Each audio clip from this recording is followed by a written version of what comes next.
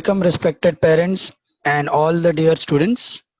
On behalf of Arihant Academy, I welcome you all. Today, we have gathered here for the detailed webinar on New Age BSc and Research Program. Parents, आप जानते हैं कि BSc सिर्फ कुछ limited areas में नहीं, BSc बहुत सारे नए नए कोर्सेज में हो सकता है. तो आज अरिहंत एकेडमी आज सबको, पेरेंट्स को और स्टूडेंट्स को गाइड करने वाला है कि बीएससी नए नए कितने सब्जेक्ट्स में हो सकता है, what is the pathway to do BSc, MSc and उसके बाद एमफिल करना है, पीएचडी करना है, तो what are the ways open, किस तरह से हम अचीव कर सकते हैं, कौन से सब्जेक्ट्स हैं जिसके अंदर हम बीएससी, एमएससी एंड रिसर्च कर सकते हैं, what are the streams in chemistry, what are the streams in physics, mathematics, biology, genetics, microbiology, सारा कुछ डिस्कशन होगा. अपार्ट फ्रॉम दैट आप देख सकते हैं इस वेबिनार का नाम भी है new age BSc and research programme. जो स्टूडेंट रिसर्च में जाना चाहते हैं वो कैसे जा सकते हैं, एंड नॉट ओनली दैट, जो प्रोफेसर्स के लिए अप्लाई करना चाहते हैं, लेक्चरर के लिए अप्लाई करना चाहते हैं in junior and degree colleges, ये सारा डिटेल आज आपको अरिहंत एकेडमी प्रोवाइड करने वाला है. सो हम आशा करते हैं कि आप इस वेबिनार को काफी ध्यान से सुनेंगे और अप्रिशिएट आप करेंगे. Thank you. इस वेबिनार को आगे बढ़ाने के लिए मैं पहले आपको मेरा इंट्रोडक्शन दे देता हूं. Myself professor Jayesh Mamtora, I am the CEO of science section Arihant academy. आज मैं आपको इस पूरे वेबिनार के ऊपर काफी ज्यादा रोशनी डालने वाला हूं और सारे सब्जेक्ट्स के अंदर जो भी डिटेल्स पॉसिबल होती हैं, हर एक minute detail starting from BSc to MSc till PhD, not only that, उसके बाद how to become professor, how to go for UPSC, MPSC, थोड़ा सा उसके बारे में भी हम डिटेल में डिस्कशन करेंगे. So thank you very much once again for joining us, respected parents and dear student. मैं आशा करता हूँ कि अभी जो आने वाले कुछ मिनट हैं वो आपके लिए काफी फायदेमंद होंगे एंड आपको कुछ यूजफुल इंफॉर्मेशन मिलेगा. तो लेट अस बिगिन. पेरेंट, इससे पहले कि मैं इस वेबिनार की या प्योर साइंस की बात करूं, मैं ऑफ कोर्स कुछ पहले ऐड कर देना चाहता हूं, then I would like to go to the detail of this webinar. ये एक जिसे हम कहते हैं कि न्यू एज बीएससी वगैरह, या इसको कहा जाता है बीएससी, मुझे लगता है इससे बीएससी हमें नहीं कहना चाहिए. जो नाम अभी आपके स्क्रीन पे दिख रहा है, हमें इसको ये कहना चाहिए.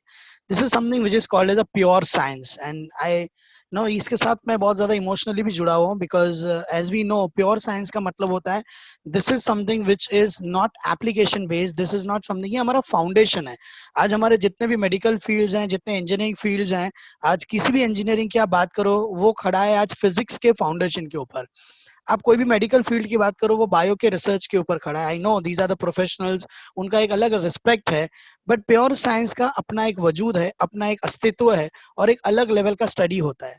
हमारे यहाँ पर अगर मैं इंडिया की बात करूं, ऑफ कोर्स अब्रॉड में थोड़ा और बेटर ऑप्शन होता है रिसर्च के लिए या प्योर साइंस के लिए. अगर मैं इंडिया की बात करूं तो I am very happy to announce you this that the scenario of BSc pure sciences is not at bad. जो मैंने बात किया था like is that is in the year of 2000-2002, इतना बुरा सिनेरियो नहीं है. Nowadays the situation is very good. Government is giving so much of funds for the research. Pure sciences भी बहुत उभर के आ रहा है. बट प्रॉब्लम यहाँ पर हो रहा है, मतलब 2-3 प्रॉब्लम है. मैं पहले ही कह चुका हूँ कि मैं इमोशनल बात करूंगा तो मुझे थोड़ा माफ कीजिएगा, but yes I would like to add this point. हमारे यहाँ पर ऐसे होता है कि हमने किसी को पूछा कि बेटा तूने बीएससी क्यों किया, तो वो आंसर देता है मुझे इंजीनियरिंग में नहीं मिला ना, इसलिए मैं 1 साल बीएससी कर रहा हूँ. मुझे मेडिकल नहीं मिला इसलिए मैं बीएससी कर रहा हूँ. मुझे आर्किटेक्चर नहीं मिला इसलिए मैं बीएससी कर रहा हूँ. I think only 10% of student are those जो दिल से, जिसे प्योर साइंस पसंद है और वो साइंस करते हैं. इसमें अपना एग्जाम्पल देके अपनी बढ़ोतरी नहीं करना चाहूंगा, but yes I was the one amongst those जिसने किसी भी तरह का एंट्रेंस एग्जाम, ना सीईटी, ना नीट, ना कोई फॉर्म मैंने भरा नहीं था. And I was very very sure कि मुझे जो भी करना है केमिस्ट्री में करना है. मुझे ये नहीं पता था मैं क्या अचीव करूंगा, मुझे ये भी नहीं पता था मेरा डिग्री क्या होगा, मेरा क्वालिफिकेशन क्या होगा, मेरे नॉलेज के बेस पे मुझे जॉब क्या मिलेगा, मेरा मंथली सैलरी क्या होगा. I was not aware of those. But एक चीज मुझे पता था कि अगर मैं केमिस्ट्री के साथ आने वाले 5 साल, मतलब मेरे 12th के बाद की बात कर रहा हूँ, एमएससी तक की, आने वाले 5 साल अगर मैंने केमिस्ट्री को जस्टिस कर दिया तो वो केमिस्ट्री शायद मुझे लाइफ टाइम का एक रिस्पेक्ट दिलवा सकता है। सैलरी का पार्ट मैंने सोचा नहीं था, but with your blessing and all I am doing much much better. तो कहने का मतलब, अगर आप किसी भी फील्ड में, वो कॉमर्स हो, आर्ट्स हो, साइंस हो, इंजीनियरिंग हो, मेडिकल हो, अगर आप अलग हो, आपके अंदर कोई स्पार्क है, आपके अंदर एक अलग कला है, आपके हर नॉलेज का, हर एक मिनट का आपको रिटर्न्स मिलेगा मिलेगा मिलेगा। So in India pure sciences, yes, nowadays are getting too much of appreciation, too much of appreciation. तो बिल्कुल कतराने की जरूरत नहीं है। मैंने आपको ये इसलिए एग्जांपल दिया कि मेरे एक कलीग हैं जो मेरे साथ जिन्होंने पीएचडी किया था, वो एक कॉलेज में प्रोफेसर है, और वो कहते कि जयेश तुझे मालूम है, हम जब एडमिशन देते ना, वो केजे सुमैया की प्रोफेसर है, वो कहते जब हम एडमिशन देते ना फर्स्ट ईयर बीएससी में, हम 1200 स्टूडेंट को एडमिशन देते हैं। तो मैंने वेरी गुड मैडम, आपका इनटेक कैपेसिटी कॉलेज का काफी अच्छा है। बोले नहीं नहीं, हमारा तो 500 का ही है। तो मैंने, लेकिन 500 के सामने 1200।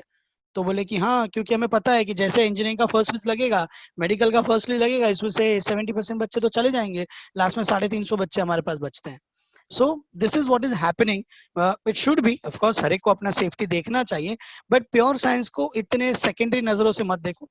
काफी प्यारा स्ट्रीम है, बट ऑफ कोर्स इसके अंदर ये पढ़ाई से ज्यादा मैं कहूंगा, हम अगर इन्वॉल्व होके उसको, अगर हम एक पैशन और एक जुनून बना के अगर हम करेंगे, तो नथिंग इज इम्पॉसिबल, कुछ भी मुश्किल नहीं है, सब अपने आप आसान लगने लगता है। मुझे ऑफ कोर्स इंजीनियरिंग मेडिकल ज्यादा डिफिकल्ट लगता है, मुझे प्योर साइंस कभी लगा नहीं। It's all about affinity, it is all about affinity कि आपको पसंद क्या है। So with these words I would like to start with the points that we are going to discuss today. आज हम बात करने वाले हैं न्यू एज बीएससी कोर्सेज क्या क्या होता है पीसीएमबी में, हम कहाँ कहाँ फिजिक्स, केमिस्ट्री, मैथ्स, बायो में कौन से एरियाज में जा सकते हैं, उसका प्रोटोकॉल क्या है, यानी कि कितने इयर्स का वो स्टडी होता है, सब्जेक्ट सिलेक्शन कैसे होता है, रिसर्च में कैसे जाया जा सकता है, रिसर्च के अलावा अगर आपको लेक्चरशिप जूनियर कॉलेज या आपको असिस्टेंट प्रोफेसर बनना है डिग्री कॉलेज, उसके लिए क्या ऑप्शंस हैं, एंड ऑफ कोर्स कोई भी डिग्री हासिल करने के बाद आप यूनियन पब्लिक सर्विस कमीशन का एग्जाम या महाराष्ट्र पब्लिक सर्विस कमीशन का एग्जाम, यानी कि यूपीएससी एमपीएससी दे सकते हो।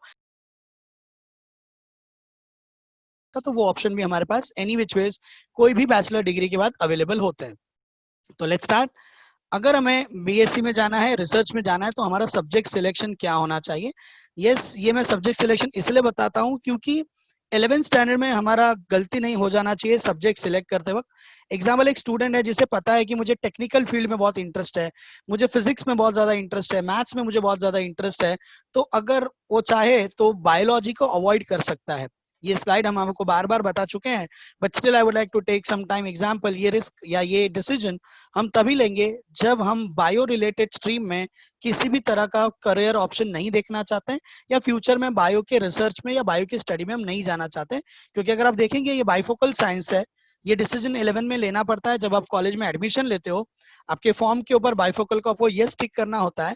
600 मार्क का जो आपका 12th स्टैंडर्ड का पेपर है, उसमें 400 मार्क का आपका English, physics, chemistry, maths compulsory हो जाएगा। 200 मार्क का आपका बाइफोकल आएगा definitely, 100 marks practical, 100 mark theory. तो ये काफी scoring wise is very easy. अब मैं स्कोरिंग पे क्यों जोर दे रहा हूँ ये भी बता दूं। आप जब कभी भी किसी प्योर साइंस में जाएंगे, एक्सेप्ट 1 और 2 एक्सेप्शंस जो एंड में आएंगे, आप किसी भी प्योर साइंस में बैचलर्स करना चाहते हैं किसी भी कॉलेज से, कितने भी अच्छे कॉलेज से, आपको किसी भी तरह का एंट्रेंस नहीं देना होता है। आपके 12th बोर्ड का एग्रीगेट परसेंटेज चेक होता है।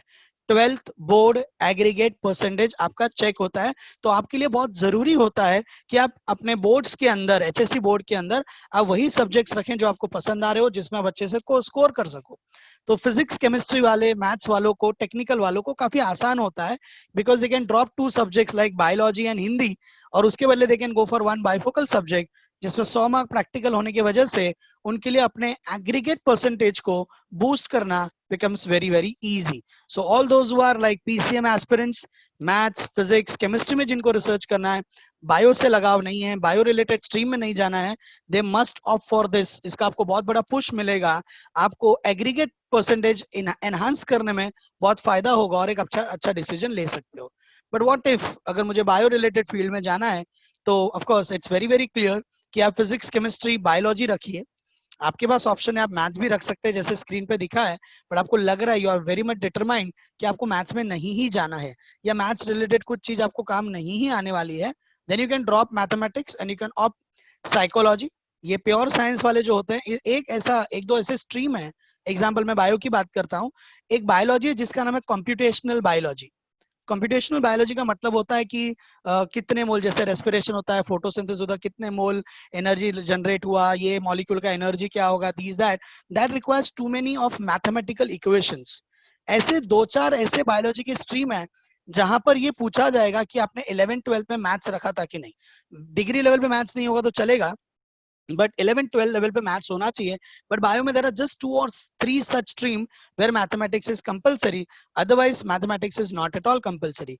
तो ये स्टूडेंट जनरली हमने देखा है, they go for English, physics, chemistry, biology, 400 mark हो गया। Then they go for the fifth subject, in spite of going for a second language, they go for IT, and instead of maths they go for psychology. Maths also you can take, that's optional subject अगर आप bio related stream में, bio related subjects में अपना research programme करना चाहते हो। Now this comes one of the most important slide. आप किसी भी एचएससी के बाद किसी भी स्ट्रीम में बीएससी करना चाहेंगे, आपका गेटवे कोई एंट्रेंस एग्जाम नहीं है। नीट का है मार्क्स, जेई का मार्क्स, सीईटी का मार्क्स आपको कहीं पर भी एडमिशन नहीं दिलवा सकता। आपके लिए एक ही गेटवे है, and that is none other than your HSC board का स्कोर। ये परसेंटेज जो मैंने लिखा है इससे डरिएगा मत, बट जब भी हम आपको कोई टारगेट देते हैं, we always keep top 5 colleges in our mind. Example Ruia हुआ, रुपारेल हुआ, we have got Somaiya, we have got Bhavans for few streams, there are some good good colleges. तो इनके लिए जो आपका जो आइडियल कट ऑफ होना चाहिए आपके एचएससी का, आपके दिमाग में एक बेंचमार्क जो सेट होना चाहिए, that should not be less than 85% aggregate. मैं रिपीट करता हूं, these are not PCM score, these are not PCB score. I am very clear, this is aggregate. That means आपको English, bifocal, IT, psychology सब मिलाकर 85 लाना, और वो तभी पॉसिबल है जब साइंस स्ट्रीम में आप 90 के ऊपर, PCM में 90 के ऊपर, PCB में 90 के ऊपर जाएंगे और बाइफोकल में ऊपर जाएंगे, तब जाके ये लैंग्वेज को मिला करके 85 आ सकता है। इनफैक्ट रुइया कॉलेज का जब आप biotechnology is one of the very famous biotechnology के लिए बहुत ही बढ़िया कॉलेज, बहुत ही बेहतरीन कॉलेज है। अगर वहां पे जाना तो आप चेक कीजिएगा, अगर पहला लिस्ट एचएससी के बाद बीएससी फर्स्ट ईयर बीएससी का जो पहला लिस्ट लगता है, मान लीजिए उसका कट ऑफ है 93.75, तो जब दूसरा लिस्ट लगेगा तो कट ऑफ होगा 93 या 92 पॉइंट समथिंग, मतलब 2-3% में तीनों राउंड खत्म। अगर किसी को बायोटेक में जाना है और उसे अगर रुइया बायोटेक्नोलॉजी मिल जाए तो वो कभी छोड़ने वाला नहीं है। तो सीधी सी बात है, हम कॉलेजेस का जो रेटिंग करते हैं, ऑफ कोर्स वो आपको ऑनलाइन भी मिल जाएगा, वो जो कॉलेजेस का रेटिंग होता है वो 2 लेवल पे होता है। एक तो what are the level of professors which are there, number one.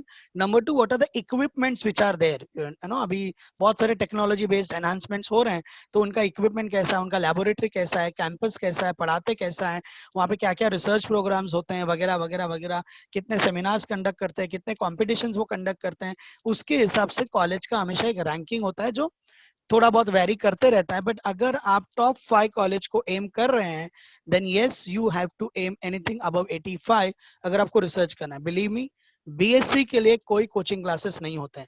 अगर हुआ भी तो मैं सच बता देता हूँ, उसका कोई एडवांटेज नहीं होगा, क्योंकि बीएससी में फर्स्ट ऑफ ऑल आपको रेफरेंस बुक्स मिलेंगी, मतलब आपको text books are available, but जो बंदा first year, second year, third year BSc में अगर सिर्फ टेक्स्ट बुक पढ़ रहा है, किसी ऑथर की टेक्स्ट बुक, तो उसका नॉलेज काफी सीमित हो जाता है। उसे टेक्स्ट बुक्स नहीं पढ़ने होते हैं, उसे रेफरेंस बुक पढ़ने होते हैं। आप किसी भी बढ़िया कॉलेज में चले जाइए, आपको उनका पूरा एक पूरा फ्लोर लाइब्रेरी मिलेगा। The reason is there are an number of publication books which are available. तो वो स्टूडेंट जो प्योर साइंस के लिए जाना चाहता है, एक मैं आपके कैलिबर की बात कर रहा हूँ, that student has to be fond of reading, writing, extra knowledge apart from syllabus, out of the box, अपने सब्जेक्ट से रिलेटेड, बट एक्स्ट्रा रीडिंग का उसको हैबिट होना चाहिए। अगर वो अपने नॉलेज को सिर्फ टेक्स्ट बुक लेवल तक सीमित रखेगा तो वो पास हो जाएगा, वो अच्छे परसेंटेज लाएगा, पर जैसे आप जॉब के लिए बैठते हो, जैसे आप इंटरव्यू के लिए बैठते हो, तब शायद आप वो 2 मार्क 3 मार्क का आंसर बता पाओगे, पर उसके आगे या पीछे का बैकग्राउंड नहीं बता पाओगे। So the student has to be having that affinity to read those reference books. तो जब हम बीएससी के लिए जाते हैं तो हमें कोई कोचिंग क्लास नहीं मिलता है। अगर कोचिंग क्लास मिल भी गया तो आपको टेक्स्ट बुक लेवल का पढ़ा के छोड़ देगा, आपको पास कराने वाला, मतलब ये जहाँ पे उल्टा है, यहाँ पे बीएससी में टॉपर्स कोचिंग क्लास नहीं लगाते हैं। बीएससी के अंदर वो कोचिंग क्लास ज्वाइन करता है जिसको डाउट है कि मैं फर्स्ट ईयर में फेल हो जाऊंगा या सेकेंड ईयर में फेल, तो पास होने के लिए वो कोचिंग क्लास लगाते हैं, पर उससे नॉलेज नहीं बढ़ता है, उससे आप सिर्फ पास हो जाते हो। तो आपका कॉलेज के professors they have to be fabulous. Like if I say कि मुझे इतने अच्छे इतने बढ़िया प्रोफेसर मिले थे कि मैं गुजराती मीडियम से था, मेरा केमिस्ट्री काफी वीक था, पर उन्होंने बोला जयेश तुझे केमिस्ट्री पसंद है ना, डर मत, विल हेल्प यू आउट। उन्होंने आउट ऑफ द वे जाके मुझे हेल्प की, बताया, वो क्यूरियोसिटी मेरे अंदर जगाई कि chemistry is this, chemistry is that, you can do this that. तो वो एफिनिटी जगाने का भी वो काम करते हैं। बुक्स अच्छे होते हैं, लैब्स अच्छे होते हैं, रिसर्च होता है। So that is why college plays a very very important role. तो आपको top 5 worst case top 10 college में ही एडमिशन लेना है अगर आप बीएससी लेवल पे जाना चाहते हो। Now what is the road map to get good marks in HSC board? तो सिंपल सी बात है, आपको हमारे जो एचएससी बोर्ड का एग्जाम होगा, हमारा गेटवे इतना आसान है, जो स्टूडेंट बाइफोकल से जाते हैं उनका 600 मार्क में से 200 मार्क का तो प्रैक्टिकल होता है। स्क्रीन पे पूरा बाइफर्केशन लिखा हुआ है, आप देखिए, फिजिक्स में 30 मार्क्स, केमिस्ट्री में 30, मैथ्स में 20, इंग्लिश में 20। यस, आपको थोड़ा शॉक लगेगा, मैथ्स में प्रैक्टिकल्स होते हैं सर। प्रैक्टिकल कुछ नहीं, मतलब 5 न्यूमेरिकल्स देते हैं आपको, वहां बैठ के सॉल्व करने होते हैं। इंग्लिश में वाइवा या कुछ असाइनमेंट या कुछ ग्रामेटिकल क्वेश्चन पूछते हैं वहीं पर, that is what is the assignment, it is called as practical. तो ये मिलाकर 100 मार्क्स हुए, और बाइफोकल में 100 मार्क का प्रैक्टिकल, मतलब 200 मार्क का प्रैक्टिकल आउट ऑफ 600, मतलब 33.33% weightage is given to the practicals. तो स्कोर करना आसान होता है।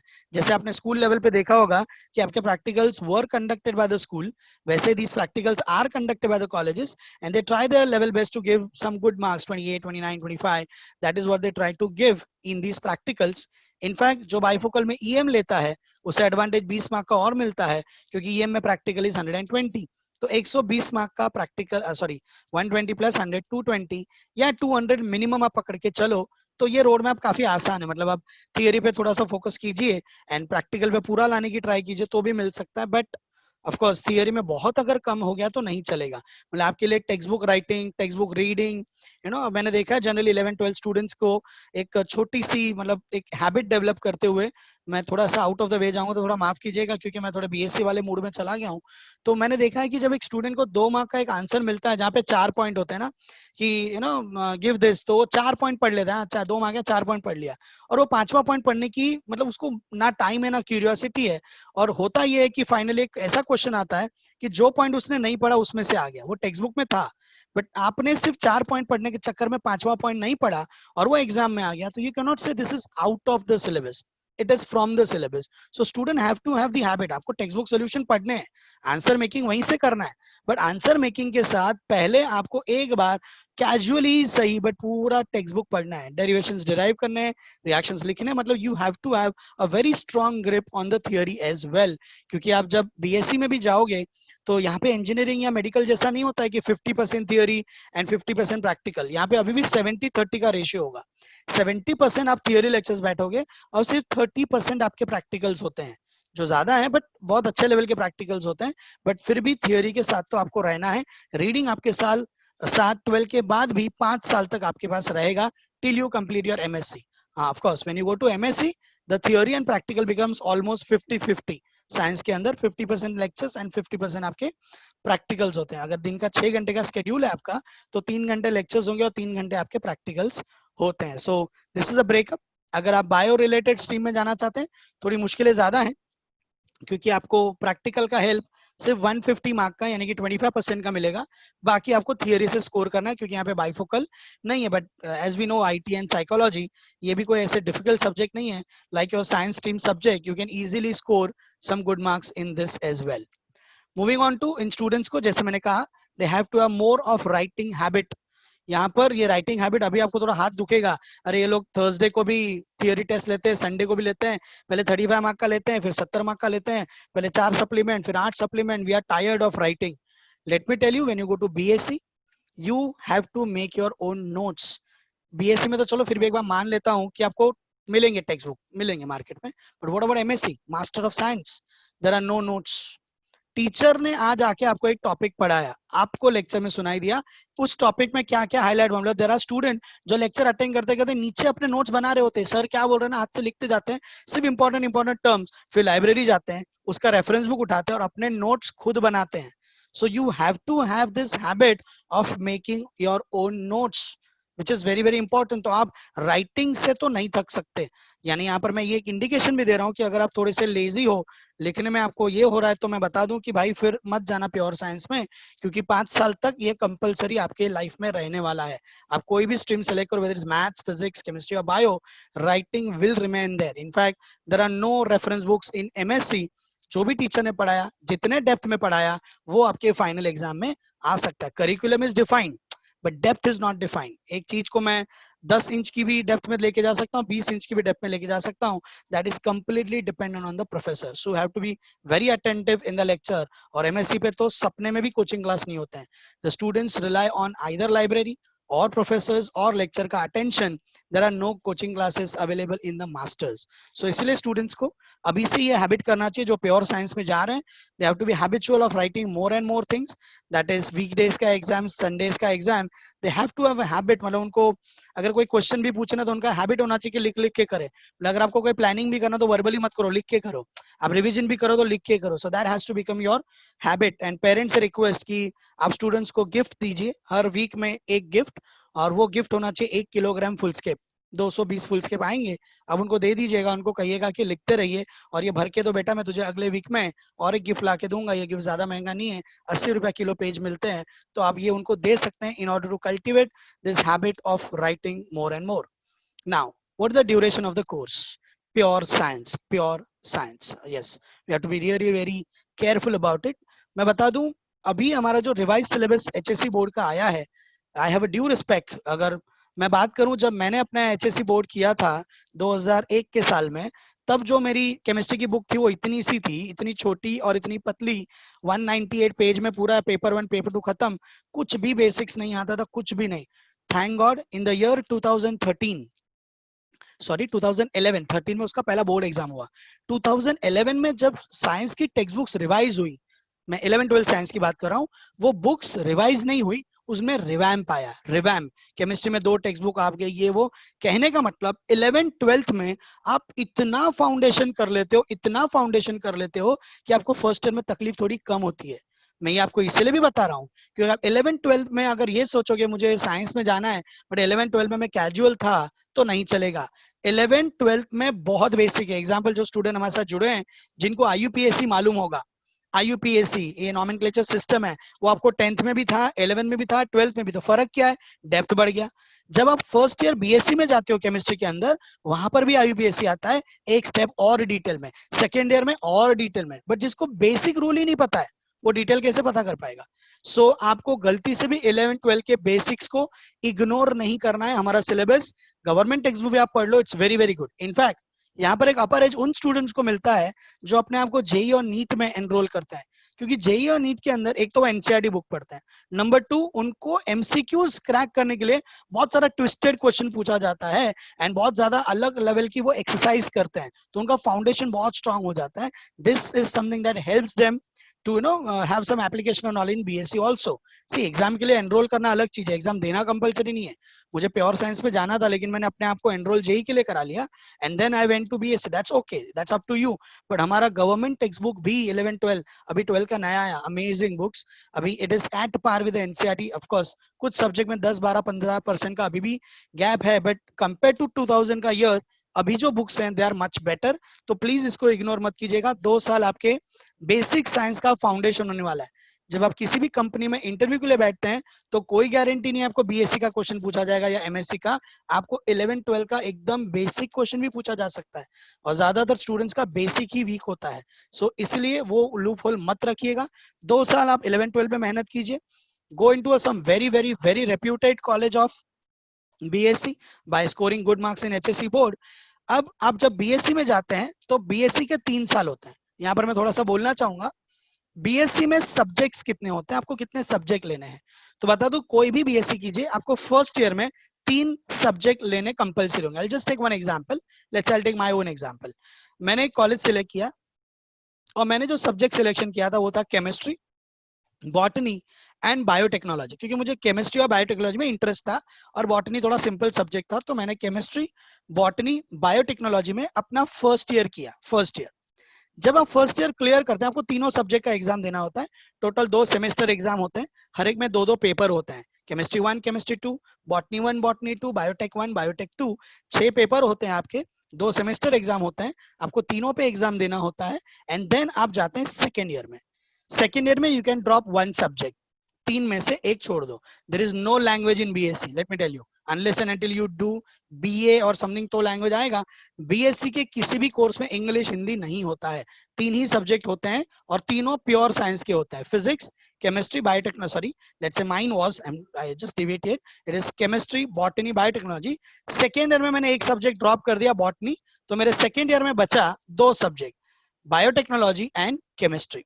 जब आप थर्ड ईयर में जाते हैं तब आपको ड्रॉप करना पड़ता है एक और सब्जेक्ट, यानी कि आप बीएससी करते हैं किसी भी एक स्ट्रीम के अंदर, कोई भी एक स्ट्रीम। मैंने किया BSc in chemistry, I cannot say I've done BSc in organic chemistry. I cannot say I've done BSc in physical chemistry. No, I have done organic. I have done chemistry. अब chemistry के अंदर भी 4 part है, physical, organic, inorganic and analytical chemistry, ये 4 part chemistry के भी होते हैं। तो जब आप 3 साल का बीएससी का कोर्स लेते हैं, आपको डिग्री मिलता है मुंबई यूनिवर्सिटी का, जिसमें लिखा है you are the bachelor of science in this discipline, that is chemistry as your discipline, आपको डिग्री अवार्ड होगा। करेक्ट, चारों सब्जेक्ट आप देख रहे हैं कि हम एक पिरामिड की तरह काम कर रहे हैं। हमारे 10th में there were n number of subjects. हम जब साइंस हमने ऑप्ट किया तो हिस्ट्री, ज्योग्राफी ये वो हट गया, सिर्फ साइंस और इंग्लिश और लैंग्वेज बचा। जब हम बीएससी में गए 3 ही सब्जेक्ट बचे, सेकेंड ईयर में 2, लास्ट ईयर में 1। और जब आप बीएससी कंप्लीट करते हैं और मास्टर्स के लिए जाते हैं तो लेट मी टेल यू, 2 साल का ये कोर्स होता है, 4 सेमेस्टर होते हैं, हर 6 महीने में एक सेमेस्टर, 4 सेमेस्टर एग्जाम होते हैं। एमएससी आप केमिस्ट्री में नहीं कर सकते। बीएससी के बाद, मैं जस्ट एग्जांपल केमिस्ट्री का दे रहा हूं, this is valid in all streams, आपको स्पेशलाइज होना पड़ता है। एग्जांपल अगर मैं फिजिक्स की बात करूं तो there is mechanics, there is light, there is heat, there is thermo, there is modern physics, there is quantum, you know there are an number of things. तो आप जब एमएससी करते हैं तो आपको पहले सिलेक्ट करना पड़ता है कि इस यूनिवर्सिटी में अगर 4 कोर्सेस में बीएससी हो रहा है, एमएससी हो रहा है, तो आप किस में करना चाहते हैं। एग्जाम्पल अगर मैं केमिस्ट्री का वापस दूं तो हमारे पास था फिजिकल, ऑर्गेनिक, इनऑर्गेनिक, एनालिटिकल, मैंने लिया ऑर्गेनिक। तो आपका masters is not in chemistry, masters आप उस सब्जेक्ट के अंदर भी एक सब पार्ट के अंदर आप अपना मास्टर का डिग्री लेते हैं। मतलब जैसे जैसे हमारा स्टडी आगे बढ़ता है उतना वो नैरो होता है, बट उस सब्जेक्ट के डेप्थ में हम ज्यादा घुसते हैं। जब मैंने बीएससी में केमिस्ट्री किया तो मेरा केमिस्ट्री में चारों सब्जेक्ट में नॉलेज इक्वल था, बट अब जब मैं ऑर्गेनिक के अंदर रिसर्च कर रहा हूँ या मेरा मैं एमएससी कर रहा हूँ तो मैं ऑर्गेनिक बहुत पढ़ूंगा, फिजिकल पढ़ूंगा ही नहीं। आई होप यू अंडरस्टैंड। जैसे जैसे आगे जा रहे हो हम पिरामिड की एकदम टिप की तरफ या पैगोडा डायग्राम के एकदम टिप की तरफ पहुंच रहे हैं। हम एक स्पेसिफिक सब्जेक्ट के स्पेसिफिक चैप्टर के स्पेसिफिक स्ट्रीम के अंदर ज्यादा से ज्यादा रिसर्च करते हैं। I hope you understand. Let me repeat, 11 12 2 years, BSc 3 years and MSc 2 years. तो आपका टोटल जो ड्यूरेशन होगा 10th के बाद that's going to be 7 years. Masters करके आप रुकते हैं तो आपको 12th के बाद 5 साल लगेंगे। बैचलर करके रुकते हैं तो 3 साल। अगर मुझे एडवाइस देना हो, बिल्कुल भी बैचलर करके रुकिएगा मत। बैचलर करके अगर आप रुक गए तो let me tell you very honestly, very upfrontly कि भाई there is no value of bachelors nowadays. आपके नाम के आगे मास्टर लगना जरूरी है, एम का सिंबल लगना बहुत ज्यादा जरूरी है। इनफैक्ट वापस to give you an example, आप लोग सर अपना ही एग्जांपल अपने ही गाने गाते रहोगे, बट अपनी लाइफ से सीखा है वही बताना मुझे थोड़ा बेहतर लगता है। When I finish my BSc in Ruia college, I have been, मतलब वी हैव बीन, हमारे ग्रुप को we have been offered with Asian paint. Asian paint ने हमको जॉब ऑफर किया with salary of 15,000 rupees. I am talking about year 2004। 2004 में 15,000 रुपया पर महीना was a big amount for me, it's a huge amount for me, huge. तो मैं चाहता तो मैं ले सकता था, but there was a contract कि आप मास्टर की स्टडी नहीं कर सकते और 5 साल का बॉन्ड साइन करना पड़ेगा। इन शॉर्ट उन्होंने आपको हैंडीकैप बना दिया। बट 2 साल मास्टर्स करने के बाद मैं और बहुत सारे अलग अलग एवेन्यूज में मैं अलग अलग जॉब कर सकता हूँ। तो it is always advisable to go for your masters degree. Bachelor पे प्लीज मत रुकिएगा। So this is what minimum 12 के बाद 5 साल मान के चलिए और 10th के बाद 7 इयर्स मिनिमम। नाउ अगर उसके बाद भी सर मुझे स्टडी कंटिन्यू करना है तो can we do it? Yes you can do it. आप एमफिल का डिग्री ले सकते हैं, आप पीएचडी का डिग्री ले सकते हैं। MPhil nowadays is not master of philosopher, उस सब्जेक्ट के फिलोसोफर आप बनते हैं। एक मतलब very minute kind of research program you conduct, 2 से 4 साल का प्रोजेक्ट होता है, वो आपको कंप्लीट करना होता है। स्कॉलरशिप मिलेगा कि नहीं मिलेगा वो आपके गाइड और आपके यूनिवर्सिटी पे भी डिपेंडेंट होता है। MPhil is I will say not so much into the picture, but still you can do it. But better हो कि अगर आप रिसर्च करना ही चाहते हो, अंदर घुसना ही चाहते हो, तो एमएससी के बाद आप पीएचडी के लिए एनरोल कीजिए। पीएचडी का मुंबई यूनिवर्सिटी का रूल है कि आप अपने ज्वाइनिंग डेट से आपका टॉपिक, एक रिसर्च का टॉपिक होता है। अच्छा, what is the entire procedure?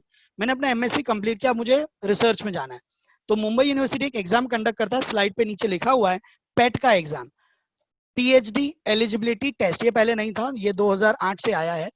ये पहले टेस्ट नहीं था, पहले सिंपल था, जो टॉपर है वो डायरेक्ट जाके गाइड को मिलते हैं, गाइड को अगर आप पसंद आ गए, आपको क्वेश्चन आंसर किया, पसंद आ गए, तो आपको अपने अंडर वो पीएचडी के लिए ले लेता था। But now it is compulsory for everyone to qualify. मतलब आपके 11th से लेकर आपके एमएससी तक का कोई भी क्वेश्चन के ऊपर आपको एक टेस्ट दिया जाता है, वो टेस्ट आपको क्लियर करना है। टेस्ट क्लियर होने के बाद जो बच्चे सिलेक्ट होते हैं उनका लिस्ट गाइड के पास जाता है, गाइड उनको एक एक करके इंटरव्यू के लिए बुलाता है। गाइड को लगेगा this child is having that spark, तो गाइड उसको अपने अंडर एक रिसर्च टॉपिक देगा, रिसर्च टॉपिक जिसके ऊपर आज तक काम नहीं हुआ है, you are the first one to work on that. अब ये रिसर्च टॉपिक गाइड अपना खुद का दे सकता है, या अगर मान लो आप एक बहुत अच्छी यूनिवर्सिटी में हो, तो शायद गाइड को किसी कंपनी ने, किसी केमिकल कंपनी ने, किसी ये कंपनी ने, किसी सॉफ्टवेयर कंपनी ने, किसी फिजिक्स रिलेटेड कंपनी ने एक प्रोजेक्ट दिया है और बोला सर ये प्रोजेक्ट कंप्लीट करने के लिए मैं आपको 20 लाख रुपए देता हूँ, तो 20 लाख में से वो स्टूडेंट को स्कॉलरशिप की तरह 30,000 40,000 महीना मिलना चालू हो जाता है। मैं यही आपको कह रहा हूँ कि इंडिया में रिसर्च अब इतना ड्राई नहीं रहा है। जब मैंने 2008-9 जब मैं अपना पीएचडी कर रहा था, in fact I was offered with a scholarship of 16,000 rupees per month, and जो मेरे साथ और जो आगे बढ़े, पीएचडी के बाद भी और एक डिग्री होता है पोस्ट डॉक्टरेट, जो आगे बढ़े उनको 40,000 रुपया स्टाइपेंड मिलना शुरू हो गया। In fact it's a very good amount, आप पढ़ भी रहे हो, अपना रिसर्च भी कर रहे हो। तो अगर वो गाइड ने आपको सिलेक्ट किया, तो आपका ड्यूरेशन होता है मिनिमम 22 मंथ्स। 22 मंथ से पहले आप अपना रिसर्च प्रोग्राम सबमिट नहीं कर सकते, दैट्स अ मिनिमम टाइम। 22 महीने, 22 महीने के बाद कितना, वो कोई डेडलाइन नहीं है। जब तक आपका रिसर्च कंप्लीट नहीं हो जाता, जब आपका थीसिस नहीं लिखा जाता और वो ऑथेंटिकेट नहीं हो जाता, आपका पीएचडी चलता ही रहेगा। मतलब it can be 4 years, 5 years, 6 years, we have seen people working 10 years। It's up to them. कोई छोड़ भी देता है, फ्रस्ट्रेशन में होता है कि किसी से नहीं हुआ तो वो छोड़ भी देता है, तो ऐसा इट इज क्वाइट पॉसिबल। सो ये लोअर ड्यूरेशन है 22 मंथ्स, बट हायर ड्यूरेशन नहीं है। जो मैंने कहा ये मुंबई यूनिवर्सिटी का है, कुछ यूनिवर्सिटी में 24 महीने का भी मिनिमम ड्यूरेशन होता है। फिर आप अपना रिसर्च करते हो। अब रिसर्च का मतलब होता है आपको नए नए टास्क करने हैं, आपको रीडिंग हैबिट बढ़ानी है। लाइब्रेरी में जब भी आप पहले ज्वाइन होते हो, तो पहले आपको गाइड पहले 3 महीने के लिए बोलता है काम कर, 8 बजे आए ना सुबह, जा लाइब्रेरी जा और ये टॉपिक के ऊपर नोट्स बना के ला। आपको वही बोलेगा पढ़, इसमें क्या दिया, उसमें क्या दिया है। उसके बाद ही आपको एक्चुअल जो प्रोजेक्ट है, टेबल वर्क जिसको कहते हैं, वो टेबल वर्क आपको बाद में मिलेगा। सो this is how your PhD will continue. तो अगर आप पीएचडी लेके चलते हैं, 4 साल एवरेज ड्यूरेशन अगर मैं पकड़ता हूँ, तो आपके 5 साल हो गए थे बीएससी प्लस एमएससी, और 4 ये, मतलब आप 9 साल 12 के बाद भी करोगे। But somewhere down the track आपका इनकम भी शुरू हो जाएगा, क्योंकि पीएचडी में nowadays in Mumbai university the department of chemistry, physics, which is there in Santa Cruz, some departments are there in Fort campus, there are good scholarship offered to n number of students. Almost everybody nowadays are getting stipend in the range of 12,000 to maybe 30,000 depending upon the project. तो ये आपका PhD का भी एक रास्ता हुआ। अब बात करते हैं एक एक सब्जेक्ट्स में क्या क्या एरियाज में रिसर्च होता है। टू स्टार्ट विद केमिस्ट्री, जैसे मैंने कहा केमिस्ट्री के 4 पार्ट हैं, organic, inorganic, physical and analytical. Analytical chemistry बहुत सारी जगह पे और भी कनेक्ट हो जाता है, फिजिक्स में भी कनेक्ट होता है, बायो में भी कनेक्ट होता है, फोरेंसिक साइंस में भी कनेक्ट होता है। क्योंकि analytical chemistry means you are working on the instrument, you are analysing one sample. If that sample is a forensic sample, then you are analyst of forensic science. If that sample is a biological sample, maybe in the pathology lab, then you are in a biofield. If that sample is a metal related to some tensile strength, these that property, then you are working with physics. So analytical chemistry, अगर आप chemical sample को कर रहे हो तो वो chemistry, otherwise it can be connected anywhere. So organic यानी कि कार्बन एंड कार्बन कंपाउंड, उसकी स्टडीज। उसके बाद हमारा आता है इनऑर्गेनिक, कार्बन को छोड़ के जितने भी एलिमेंट है पीरियोडिक टेबल में, उसके रिलेटेड कोई भी रिसर्च करो। That will be your inorganic. Physical chemistry जैसे थर्मोडायनेमिक्स हुआ, इलेक्ट्रॉनिक्स हुआ, आपका इलेक्ट्रोकेमिस्ट्री हुआ, काइनेटिक्स हुआ, ये सब फिजिकल केमिस्ट्री में आता है. इसके अलावा अगर मैं फील्ड की बात करूँ तो थियोरेटिकल केमिस्ट्री. थियोरेटिकल केमिस्ट्री का मतलब हुआ आपको प्रिडिक्ट करना है कि अगर ऐसे ऐसे रिएक्शंस देखिए ये होता है, तो अगर हमने ये चेंज किया, ये चेंज किया, तो ये इसका पॉसिबिलिटी क्या है, इसके बनाने के रॉ मटेरियल्स क्या होंगे, इसका क्या होगा. That is called as the theoretical chemistry. There is one very nice combination of chemistry जो दोनों डिसिप्लिन में आता है. दैट इज बायोलॉजी में भी आता है, केमिस्ट्री में भी आता है, विच इज कॉल्ड ए बायोकेमिस्ट्री, या उसको कहा जाता है chemistry biology interface. Example I am studying any enzyme. Now chemically enzyme is a protein. I'm studying a protein. So protein is a carbon compound. So I'm studying a carbon compound, which is chemistry, but that is playing some biological importance. Example, insulin. So it is playing a metabolic role of glucose. So what am I studying? That sample is of chemistry. मतलब वो जो sample biological specimen से लिया है, but है तो वो chemically. So ऐसे chemistry को biochemistry भी कहा जाए, जिसमें carbohydrate, protein, DNA, RNA ये सब भी इसके अंदर आ जाता है. मटीरियल साइंस अगेन ये फिजिक्स और केमिस्ट्री में शेयर होगा. मटेरियल साइंस में आजकल जो सबसे ज्यादा डिमांड में है वो है हमारा नैनो टेक्नोलॉजी. तो फिजिक्स के अंदर मैं उसको थोड़ा ज्यादा एक्सप्लेन करूंगा. अगर आप केमिस्ट्री में रिसर्च करते हैं तो कौन से इंडस्ट्रीज हैं जहां पर आपको जॉब मिलेगा. अगेन आई टेल यू कि केमिस्ट्री एक ऐसा एरिया है कि अगर आप अपनी आंखें खोल के आजू बाजू देखेंगे ना, you are completely surround by chemistry. Starting from the suit what am I wearing, it's a cellulose, it's a cotton, it's a carbon compound, it's a polymer of glucose. मैं चश्मे की फ्रेम की बात करूँ तो प्लास्टिक, तो that's a carbon compound. Pharmaceutical medicines आप उसकी बात करो, it's a carbon compound. Petroleum products, हमारा डीजल पेट्रोल, उसका प्योरिफिकेशन करना, उसका एफिशिएंसी बढ़ाना, ये वो high purity petrol, aviation fuel, this all again are the carbon compound. आप कोई भी पेंट ले लीजिए, पेंट घर पे लगने वाला पेंट या हमारे कपड़ों पे लगने वाला dye, they all are carbon compound. Food में यूज होने वाला आर्टिफिशियल कलर, आर्टिफिशियल फ्रेग्रेंस वाले कंपाउंड, फूड इंडस्ट्री में केमिस्ट्री कहाँ पे यूज होता है. या फूड इंडस्ट्री के अंदर हम बोले तो प्रिजर्वेटिव, आपने आजकल देखे होंगे रेडीमेड फूड पैकेट्स आते हैं, उसके अंदर प्रिजर्वेटिव्स होते हैं जिसके ऊपर शेल्फ लाइफ लिखा होता है कि भाई इतने साल तक या इतने महीनों तक इसको कुछ नहीं होगा. So chemistry is involve in food industry. Polymer, textile, यानी कि हमारे सारे clothes starting from natural fibres to synthetic fibre, यानी कि हमारा नाइलॉन हुआ, टेरिलीन हुआ, they all are synthetic fibres. ये सब का स्टडी, ये सारी इंडस्ट्रीज आपको एब्जॉर्ब कर सकते हैं. कुछ इंडस्ट्री मैंने लिखी नहीं है, जैसे परफ्यूमरी इंडस्ट्री, सोप इंडस्ट्री, ये सब भी इसके अंदर आ सकते हैं. पेस्टिसाइड, जर्मिसाइड, ये सबसे बड़ा एवेन्यू ओपन होता है अगर आप केमिस्ट्री के अंदर रिसर्च करते हो. जरूरी नहीं केमिस्ट्री का मतलब हुआ कि आपको सिर्फ और सिर्फ केमिकल प्लांट में काम करना है, आप उसके R&D डिपार्टमेंट में काम कर सकते हो. बट यस, अगर आप ऑर्गेनिक केमिस्ट हो तो आप एक्सपेक्ट ही मत करना कि आपका लैब एयर कंडीशन होगा, क्योंकि ऑर्गेनिक केमिस्ट्री का लैब, क्योंकि आप रिसर्च करते हो, बहुत केमिकल हजार्डस वेपर्स जाते हैं, तो organic chemistry lab is always well ventilated, very hot, क्योंकि बहुत सारे ओवन हीटर्स चल रहे होते हैं, तो conditions are not so very favourable. तो यू कैन एक्सपेक्ट 40 डिग्री तक का टेम्परेचर भी हो सकता है. एनालिटिकल केमिस्ट्री गर्ल्स को बहुत ज्यादा पसंद आता है, because you are suppose to work on a machine which is connected to a computer and computer requires a low temperature. तो गर्ल्स ज्यादातर एनालिटिकल में जाती हैं. और ऑर्गेनिक के अंदर आप वेल वेंटिलेटेड लैब एक्सपेक्ट कर सकते हो, but not a very cooled kind of a lab. तो डिपेंडिंग अपॉन योर प्रेफरेंस, आपको क्या पसंद आ रहा है, you can do research in chemistry. And इतनी इंडस्ट्री, इससे ज्यादा इंडस्ट्रीज, हमारे जितने भी फार्मास्यूटिकल इंडस्ट्री, जो भी मेडिसिन आप खा रहे हो, वो सब के सब केमिकल. इनफैक्ट फार्मासिस्ट जो होता है, जो बी फार्म करता है, उसको भी ऑर्गेनिक केमिस्ट का हेल्प लगता है. जब आप फार्मेसी करते हो, basically are dealing with basic organic chemistry, बड़े बड़े synthesis of many many important chemicals. हो मेडिसिन, छोटे से छोटा पेन किलर भी हो सकता है, या बड़े से बड़ा एंटी कैंसर कंपाउंड भी हो सकता है. They all are the carbon compounds और they all are the chemicals. तो ये हुआ हमारा केमिस्ट्री. इसके बाद अगर हम फिजिक्स की बात करें तो फिजिक्स में we have got atomic, molecular and optical physics. Atomic physics बहुत बहुत ज्यादा इंपॉर्टेंट है. BARC का नाम आपने सुना होगा, भाभा एटॉमिक रिसर्च सेंटर, जहां पर आइंस्टाइन की जो इक्वेशन थी E is equal to mc square, where energy is converted from mass. Mass जब एनर्जी में कन्वर्ट होता है, it is always a multiple of speed of light का square, E is equal to mc square. तो वो जो principal है, आपने एटॉमिक बॉम्ब सुना होगा, न्यूक्लियर पावर प्लांट सुना होगा, where you are dealing with the nuclear composition of the element, that comes in atomic and molecular physics. Optical physics मतलब लाइट से रिलेटेड, लेंसेस हुए, ग्लास हुए, उससे रिलेटेड बहुत सारे इंस्ट्रूमेंट होते हैं, डिटेक्टर्स होते हैं, वो लाइट पे काम करते हैं, that comes in physics. Biophysics, yes, again a very very upcoming branch. Biophysics के रिलेटेड बहुत सारी इंजीनियरिंग भी होती है जहां पर हम एक इंस्ट्रूमेंट डेवलप करते हैं। वो इंस्ट्रूमेंट फिजिक्स के प्रिंसिपल पे काम करता है, बट जो सैंपल होता है वो सैंपल हमारा बायोलॉजिकल सैंपल होता है। जैसे हरीश नरोला सर का लेक्चर अगर आपने अटेंड किया तो उन्होंने वही एग्जांपल दिया था कि हमारा पहले होता था मर्क्यूरी थर्मोमीटर, अब हमारा डिजिटल थर्मोमीटर। पहले होता था ग्लूकोमीटर, आता ही नहीं था, पहले आपको सैंपल देने जाना पड़ता था, 2-3 दिन बाद आपका डायबिटीज का रिपोर्ट आता था कि कितना आपका ग्लूकोज का लेवल है।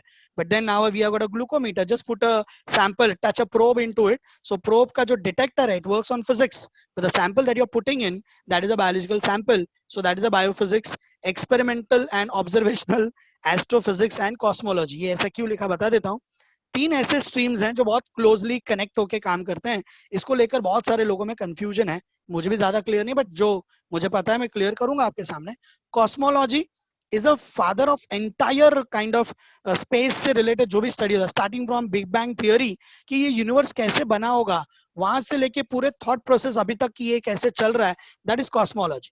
कॉस्मोलॉजी के दो पार्ट है, एस्ट्रोनॉमी इन एस्ट्रोफिजिक्स, आप एस्ट्रोनॉमी अगर कर रहे हैं, एस्ट्रोनॉमी का जब आप डिटेल स्टडी करते हैं, बीएससी में जाते हैं, आप एस्ट्रोनॉमी का मतलब होता है कि how these planets, let's say अगर सन है तो सन के अराउंड अर्थ कैसे घूम रहा है, अर्थ के मून, और इनके घूमने से एक दूसरे के ऊपर क्या रिलेटिव फर्क पड़ता है, इनका क्या एक दूसरे के साथ कनेक्शन है, that is a work of astronomy.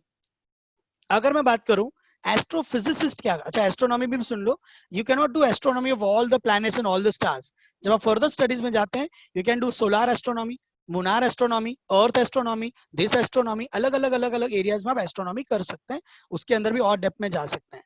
But when I talk about astrophysicist, तो वो स्टडी करता है उस पर्टिकुलर प्लैनेट के फिजिकल एंड केमिकल प्रॉपर्टी। अगर वहां पे हवा का दबाव इतना है तो क्या होगा, वाटर की पॉसिबिलिटीज क्या हैं, सॉइल सैंपल में कंपोजिशन ये है तो क्या होगा। So they all work in a tandem, they work in a like एक दूसरे के साथ टीम बना के काम करते हैं, इंडिपेंडेंटली नहीं। यहाँ पर लिखा हुआ एक्सपेरिमेंटल एंड ऑब्जर्व, ये बहुत इंटरेस्टिंग बात है। एक्सपेरिमेंट मतलब आप हर चीज का एक्सपेरिमेंट नहीं कर पाएंगे, मतलब एक ऐसा प्लैनेट या सन है जिस पर आप सोच रहे हो बट देन वहां पे आप पहुंचे नहीं तो उसका कोई सैंपल आपको मिला नहीं है, तो this can work on observations and experiments both, but these three streams they come under specialization after physics, वो आ सकता है। अच्छा एटॉमिक और मॉलिक्यूलर ऑप्टिकल फिजिक्स में बता दूं स्टूडेंट्स को, 11-12 में एक थियरी आता है जिसका नाम है क्वांटम थियरी। अब ये केमिस्ट्री में भी आता है, फिजिक्स में थोड़ा ज्यादा आएगा।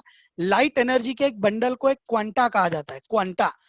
लाइट एनर्जी के एक बंडल, एक एनर्जी जो होता है लाइट का अलग अलग रेडिएशन है, हर एक रेडिएशन एक पर्टिकुलर एनर्जी के साथ कंबाइन होता है, उसे क्वांटा कहता है। और उस क्वांटा को स्टडी करना इज अ क्वांटम मैकेनिक्स।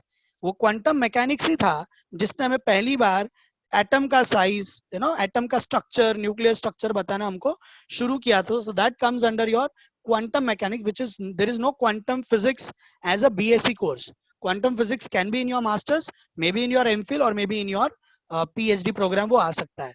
यहाँ पर आप देख सकते हैं कंडेंस मैटर का फिजिकल प्रॉपर्टी में क्या चेंज होता है, पार्टिकल फिजिक्स, आप टीचिंग में भी जा सकते हैं वगैरह वगैरह, that is there in physics. Job की बात करूँ तो आप स्पेस एंड एस्ट्रोनॉमी रिलेटेड यानी इसरो में ज्वाइन हो सकते हैं। हेल्थ केयर, जैसे अभी मैंने प्रोब की बात की वहां पर। Energy, yes, all thermal power station, coal जब जलता है तो कितनी एनर्जी लिबरेट होगी, या वाटर हाइड्रोलिक पावर स्टेशन, ये गिर रहा है, टरबाइन रोटेट हो रहा है, एनर्जी कैसे जनरेट हो रहा है, न्यूक्लियर पावर स्टेशन कैसे काम करते हैं। टेक्नोलॉजी बता दूं, फिजिक्स के बिना हर इंजीनियर अधूरा है। In fact there are many many incidences जहां पर एक इंजीनियर फंस जाता है तो वो फिजिसिस्ट का हेल्प लेता है, क्योंकि इंजीनियरिंग ने एप्लीकेशन पढ़े हैं, फिजिसिस्ट ने उसके बेसिक्स पढ़े हैं, तो फिजिसिस्ट का हेल्प एक इंजीनियर को भी लगता है in technology. Nano technology, wonderful wonderful stream, आजकल 2-3 ऐड टीवी पे भी आ रहे हैं। हमने हमारे घर पे नैनो पेंट लगाया, नैनो पेंट। और नैनो पेंट, कि वो पेंट के ऊपर एक नैनो कोटिंग लेयर लग जाता है जो डस्ट पार्टिकल या जर्म्स को उसके ऊपर चिपकने नहीं देगा। The adhesive property is zero, the adhesive forces are zero, तो कोई चिपकेगा नहीं, तो वहां पे नॉन डस्ट नॉन जर्म वाला लेयर बनता है। उसे उसके ऊपर जो थिन फिल्म आता है जिसका थिकनेस नैनोमीटर में होता है, इसलिए उसका नाम भी देखो नैनो टेक्नोलॉजी है। स्टूडेंट को मालूम होगा nanometre is 10⁻⁹ of the metre, तो वो भी इसके अंदर आ सकता है, नैनो टेक्नोलॉजी। अगर मान लीजिए मेरे पास एक वायर है और उस वायर के ऊपर मुझे एक पतला कोटिंग करना, फ्लेक्सिबिलिटी भी रखना है, तो we can have a thin film of glass, इतना पतला ग्लास कि वो फिर भी फ्लेक्सिबल जरूर रहेगा। So these are all examples of nano technology जो आगे जाके आप इसके अंदर भी रिसर्च कर सकते हो। नैनो पेंट, और भी 2-3 अभी ऐड है, एक फैन का भी ऐड है जो भी बोलता है डस्ट हमारे फैन पे नहीं चिपकता। बेसिकली इट्स अ पेंट, जो पेंट लग रहा है वो नैनो पेंट है, नैनो लेयर है। इनफैक्ट नैनो टेक्नोलॉजी का और एक एग्जांपल दूं तो graphite. Graphite is a graphene sheet, उसके अंदर ग्राफी बेंजीन के रिंग्स होते हैं ऐसे पतले लेयर की तरफ। कार्बन नैनो ट्यूब्स, हमारे इवन बायोमोलिक्यूल्स जो होते हैं डीएनए आरएनए का, अगर मैं स्ट्रक्चर लेवल पे घुस जाऊं तो उसका साइज भी नैनो पार्टिकल्स में, नैनो मीटर में आता है। मटेरियल साइंस में आप कर सकते हो, कॉस्मोलॉजी ऑलरेडी बोला। जियोफिजिसिस्ट, ये बहुत अच्छा स्ट्रीम है।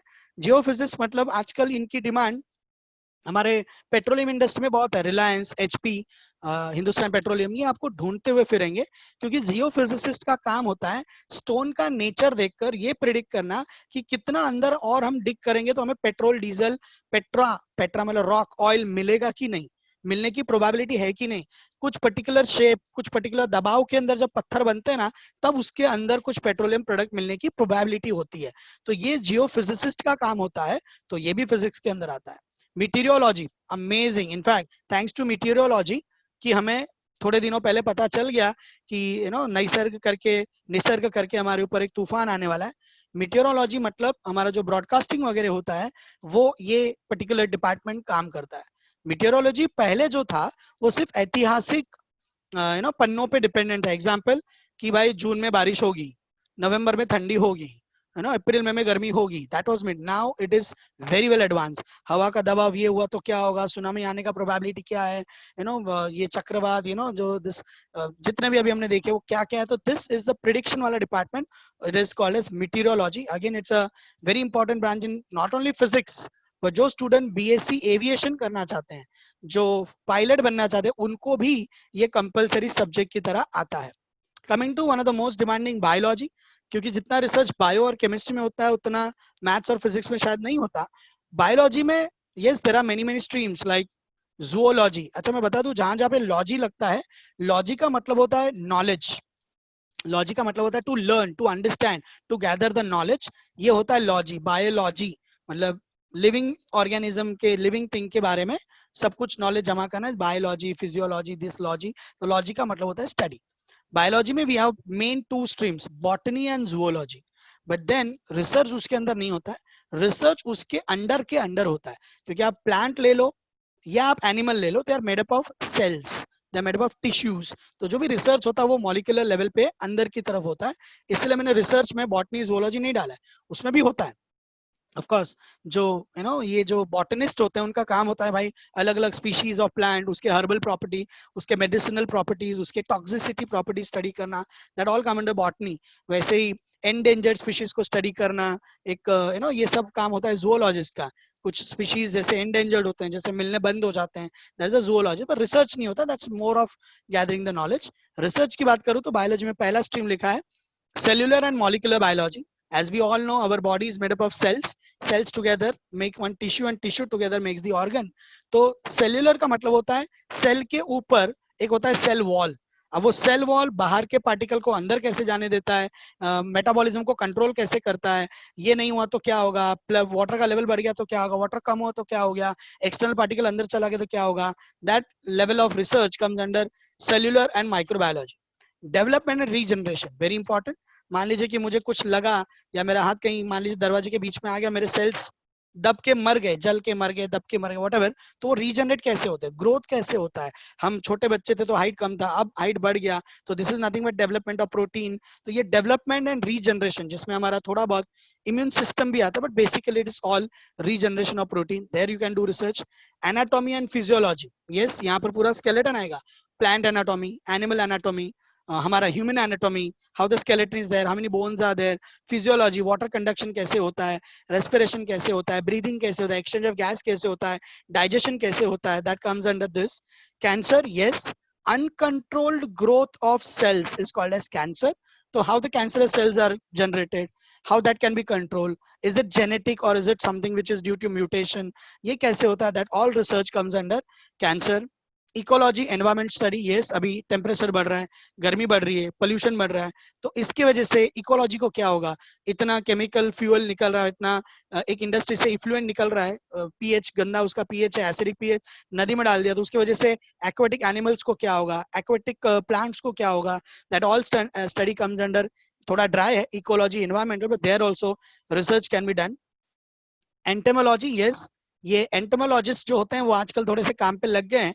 एंटोमोलॉजिस्ट का काम होता है कि कोई भी डिसीज किसी के अंदर इंसिडेंट कैसे हुआ, स्प्रेड कैसे हुआ, इसे डायग्नोज कैसे करना और इसको एलिमिनेट कैसे करना है। ये स्प्रेड ऑफ डिसीज, ये वो इन्फेक्शन वायरस से हो, बैक्टीरिया से हो या किसी इंसेक्ट से हो, ये स्टडी को कहा जाता है एंटेमोलॉजी। इंसेक्ट्स के अंदर मैं अगर बोलूं, इंसेक्ट्स के अंदर भी अगर मैं बोलूं तो अभी बहुत ज्यादा जो स्टडी हुआ था दैट वाज, अभी हमने जो हमला सुना था, टिड्डियों का हमला, वो भी इसके अंडर आ सकता है कि हाउ दे बिहेव, इनका पॉपुलेशन कैसे कंट्रोल होगा, ऑल आउट। सबसे ज्यादा रिसर्च जो बायोलॉजी में होता है वो है genetics and genomics related to DNA RNA. उसके मैं एप्लीकेशन पे थोड़ी देर बाद आऊंगा। डीएनए आरएनए का एक एप्लीकेशन अगर मैं आपको छोटा सा अभी बता दूं तो, एग्जाम्पल फ्रूट्स जो पहले आते थे, they were full of seeds. Example papaya, I do remember that papaya when we used to cut in my childhood, my dad used to bring it, we used to cut, there are so many seeds inside. Now when you cut the papaya open, you hardly find any seeds inside. So what basically they have done is, they have removed one, they have ligated, they have cleaved one of the DNA segment which was responsible for the seed formation. So as that segment is not there, so now that particular, that seed formation will not take place. So now we are getting the seedless fruits. So that is where just one small example of genetics, how we deal with DNA, RNA and everything. वापस यहाँ पे infection related चीजें हैं कि vector borne disease कैसे होता है, ये होता है, उसका स्टडी, उसे उसका भी एक बायोमिक पार्ट आता है। माइक्रोबायोलॉजी, इम्यूनोलॉजी, यस, माइक्रोब्स, वो माइक्रोब का मतलब बैक्टीरियाज। माइक्रो इसलिए बोला जाता है कि उनका जो साइज होता है वो माइक्रोमीटर में होता है, 10⁻⁻⁶ का साइज होता है। 10⁻⁻⁶ of metre is called as micrometre. तो जो बैक्टीरिया का साइज होता है वो माइक्रो में होता है, इसलिए इसे माइक्रो ऑर्गेनिज्म कहा जाता है। Organism with the size of micrometre, इसलिए इसे माइक्रो ऑर्गेनिज्म कहा जाता है। उसका स्टडी, जरूरी नहीं है कि हर बैक्टीरिया डेंजरस ही हो, कुछ बैक्टीरिया ह्यूमन वेलफेयर में भी यूज होते हैं, तो उनका स्टडी करना, उनको कल्टीवेट करना या रोकना। एग्जाम्पल, हमारे जितने भी एंटीबायोटिक्स हैं वो इसी प्रिंसिपल पे काम करते हैं कि एक एंटीबायोटिक, ऑफ कोर्स ये एक बैक्टीरिया का सीक्रेशन है जो दूसरे बैक्टीरिया को मारता है।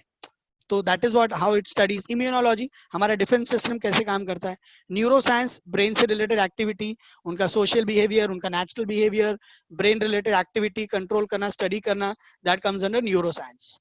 अगर मैं बायोलॉजी के अंडर आपके जॉब प्रोफाइल की बात करूं और मान लो आपने बॉटनी में एमएससी किया हुआ है, बॉटनी में भी किसी एक स्पेसिफिक डिसिप्लिन में आपने एमएससी किया है, तो आपको क्या क्या करियर ऑप्शंस मिल सकते हैं।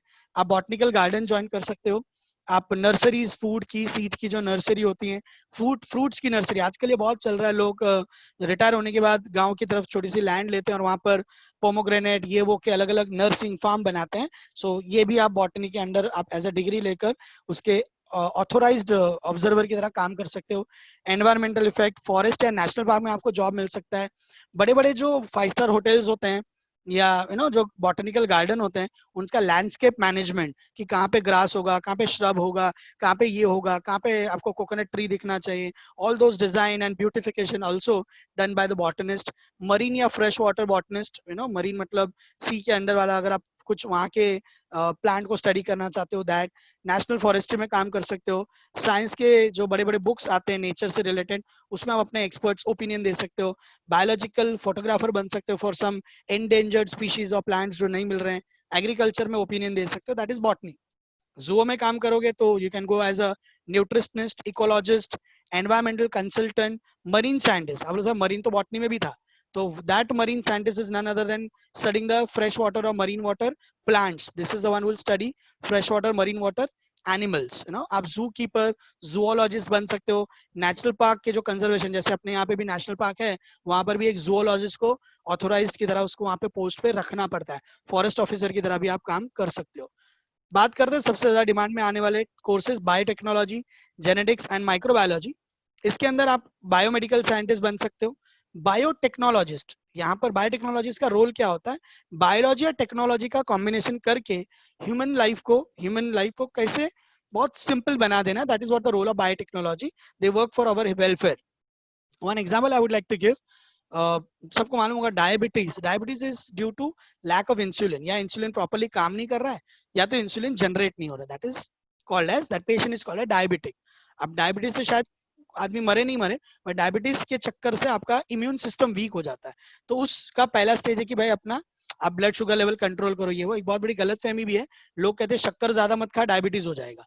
तो ज्यादा शक्कर खाने से डायबिटीज नहीं होता है, डायबिटीज हो जाने के बाद ज्यादा शक्कर नहीं खानी चाहिए। These are two different concepts. In fact जो हाई लेवल का डायबिटिक पेशेंट होता है वो अपने साथ शुगर का एक सैशे पॉकेट में लेके घूमता है। द रीजन इज, अगर उसका शुगर लेवल इतना कम है कि शायद वो लो एनर्जी फील करके चक्कर आके गिर सकता है। So as a instant source of energy उसे वो शुगर अपने साथ रखना पड़ता है। तो उनको कहाँ से लाके दे हम इंसुलिन? अब ह्यूमन इंसुलिन तो निकाल नहीं सकते, एक इंसान का इंसुलिन निकाल के दूसरे को तो नहीं देंगे। तो बायोटेक्नोलॉजिस्ट ने क्या किया, E coli, that's the name of the bacteria, E coli नाम के बैक्टीरिया के अंदर देखा कि उनके डीएनए को अगर थोड़ा सा मॉडिफाई किया जाए तो ऐसा इंसुलिन प्रोड्यूस करना चालू करते हैं which is 99% same as the human insulin. तो वो इंसुलिन उन्होंने, बैक्टीरिया ग्रो करना इज वेरी इजी, बैक्टीरिया का ग्रोथ बिलियंस एक रात में हो जाता है, इसलिए तो बहुत डेंजरस होते हैं वो। तो बैक्टीरिया ग्रो करके उसके अंदर का इंसुलिन अलग करके ह्यूमन के लिए यूज करना, that part comes under biotechnology. Even your vaccination, vaccines are nothing but what, half killed animals, half killed bacteria और हाफ किल्ड वायरसेस, वो आपके बॉडी में इंजेक्ट करते हैं सो दैट आपका इम्यून सिस्टम बूस्ट होता है और आप फ्यूचर अटैक के लिए रेडी रहते हो। So that all work of biotechnologies. Clinical research, कोई भी नया मेडिसिन बने तो उसको डायरेक्ट ह्यूमन के ऊपर ट्राई नहीं किया जाता, पहले एनिमल्स के ऊपर, गिनी पिग हुआ, रैबिट हुआ, माइस हुआ, उसके ऊपर ट्राई करते हैं। तो जो ट्राई करते हैं उसके क्या इफेक्ट होंगे वो क्लिनिकल साइंटिस्ट करता है, इसे क्लिनिकल रिसर्च कहते हैं। ये भी आपका एक स्पेशलाइजेशन है। After your BSc in zoology और बायोटेक्नोलॉजी, उसके बाद आप इसमें स्पेशलाइजेशन कर सकते हैं। इम्यूनोलॉजी हुआ, फूड टेक्नोलॉजी हुआ, अब ये पूरा यहाँ पर आप काम कर सकते हो। मेडिकल केमिस्ट, माइक्रोबायोलॉजिस्ट, फार्मेकोलॉजिस्ट, ये भी थोड़ा सा क्लिनिकल रिसर्च से रिलेटेड है। फार्मेकोलॉजिस्ट का काम है कि मेरे बॉडी में अगर मान लो मैंने क्रोसिन खाया है तो क्रोसिन का एक टैबलेट मेरे बॉडी में अंदर जाके कब पिघलेगा, कब वो अपना इफेक्ट दिखाना शुरू करेगा। वो इनो आपने सुना होगा 6 सेकंड में राहत, तो ये 6 सेकंड ऑथेंटिक है कि नहीं, ये ऑथेंटिकेट करना ये फार्मेकोलॉजिस्ट का काम होता है, विच इज अगेन केमिस्ट्री और बायोलॉजी का कॉम्बिनेशन है।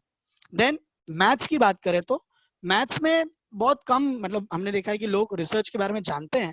Of course it's a very very good field, आपको करना चाहिए।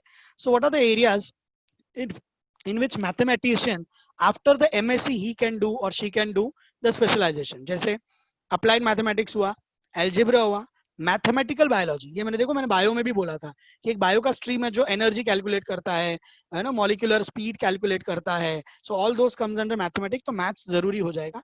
एनालिसिस हो सकता है, एजुकेशन में मतलब टीचिंग में जा सकते हो।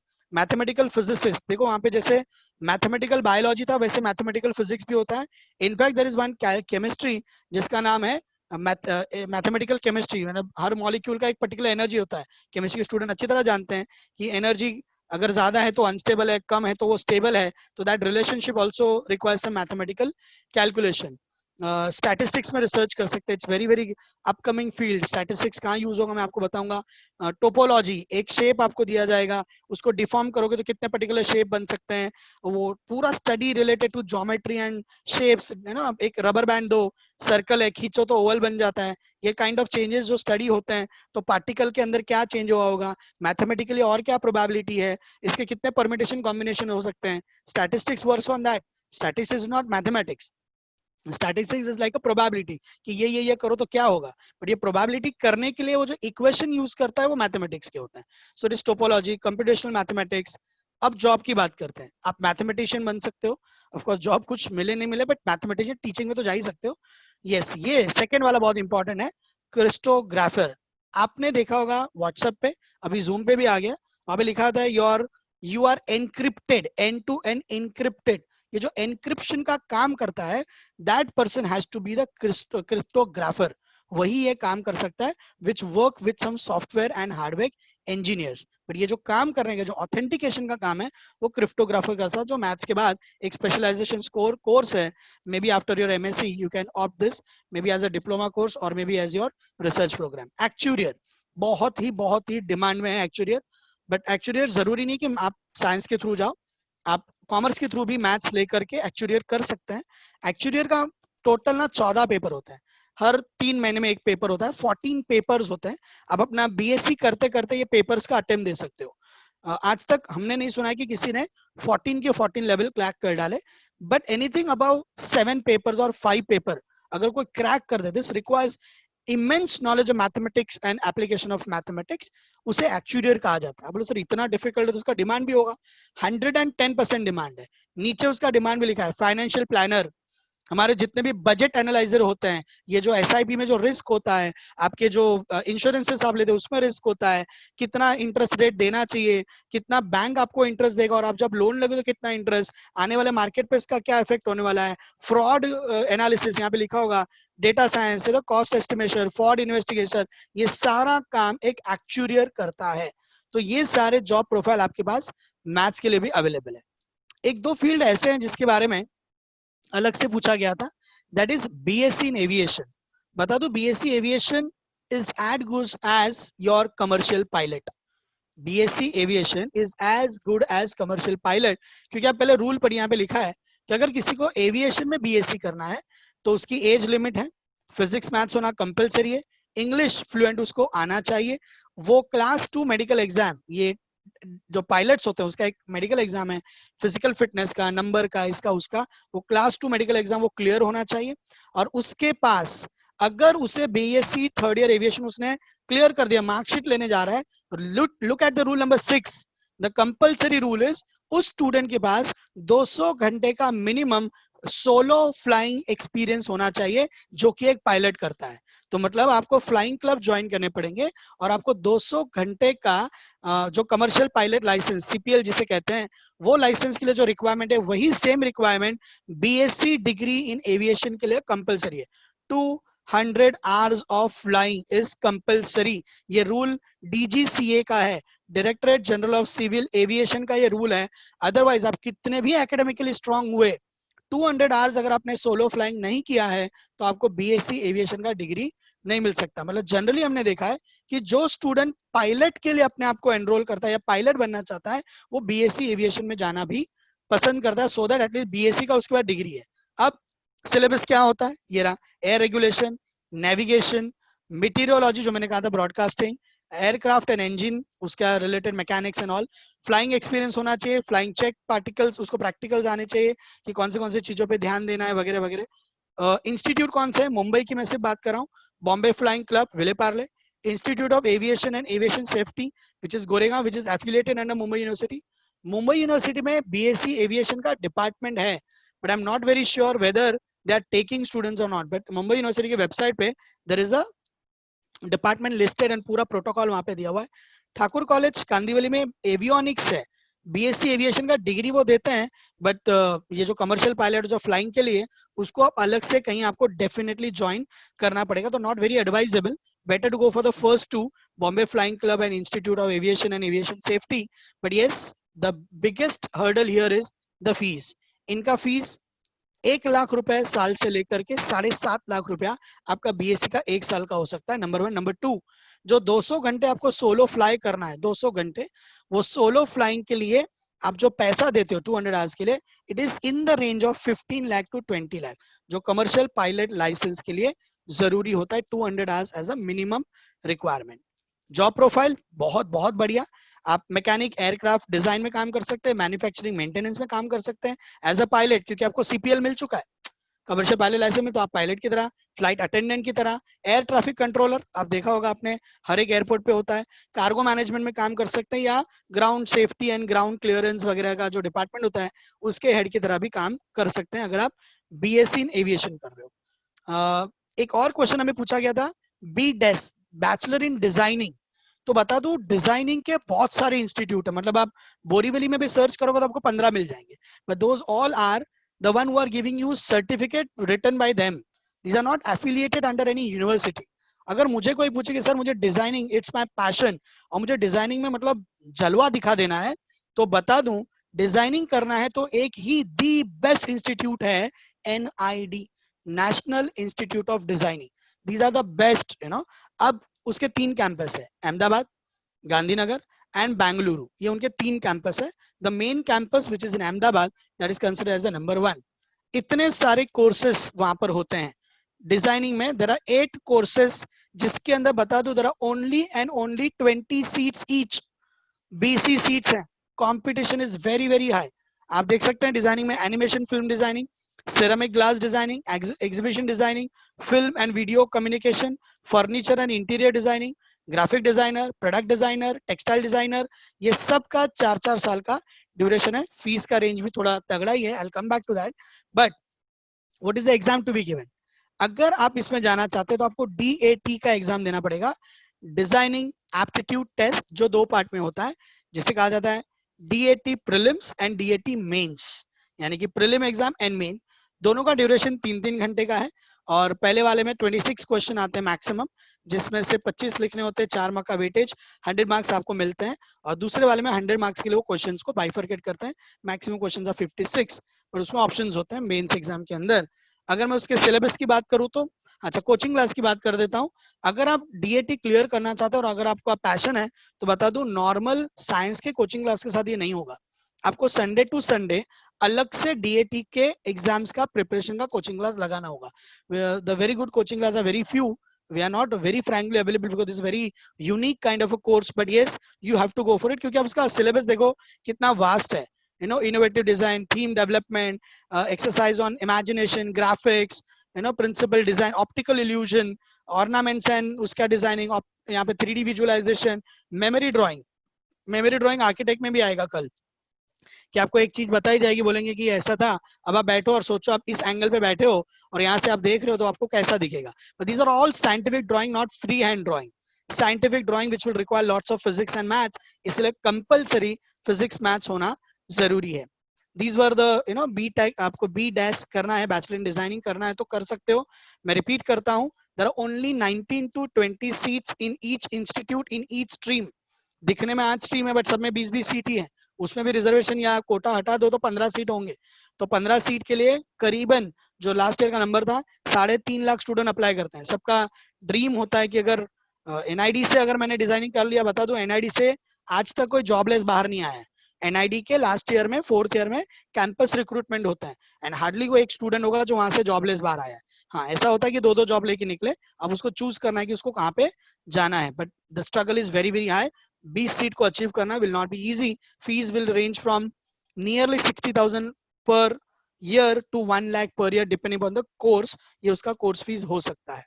नाउ अगर आपको रिसर्च में जाना है तो what are the top most research institutes? इसके अलावा भी बहुत है. मैंने best top most research institute, जिसमें नंबर 1 पे आता है Tata institute of fundamental research, जिसका मेन कैंपस फोर्ट मुंबई में भी है. TIFR जबरदस्त, मतलब इसकी BSc के बाद और MSc के बाद इसकी अपनी एक एंट्रेंस टेस्ट होती है हर एक डिसिप्लिन में. फिजिक्स की अलग, केमिस्ट्री की अलग, यू नो, डेटा साइंस की अलग, मैथ्स की अलग, जोलॉजी की अलग, माइक्रोबायोलॉजी की अलग, सबकी टेस्ट होती है. जो सिलेक्ट होते हैं ऐसे 30 बच्चों को वो सिलेक्ट करते with nominal fees.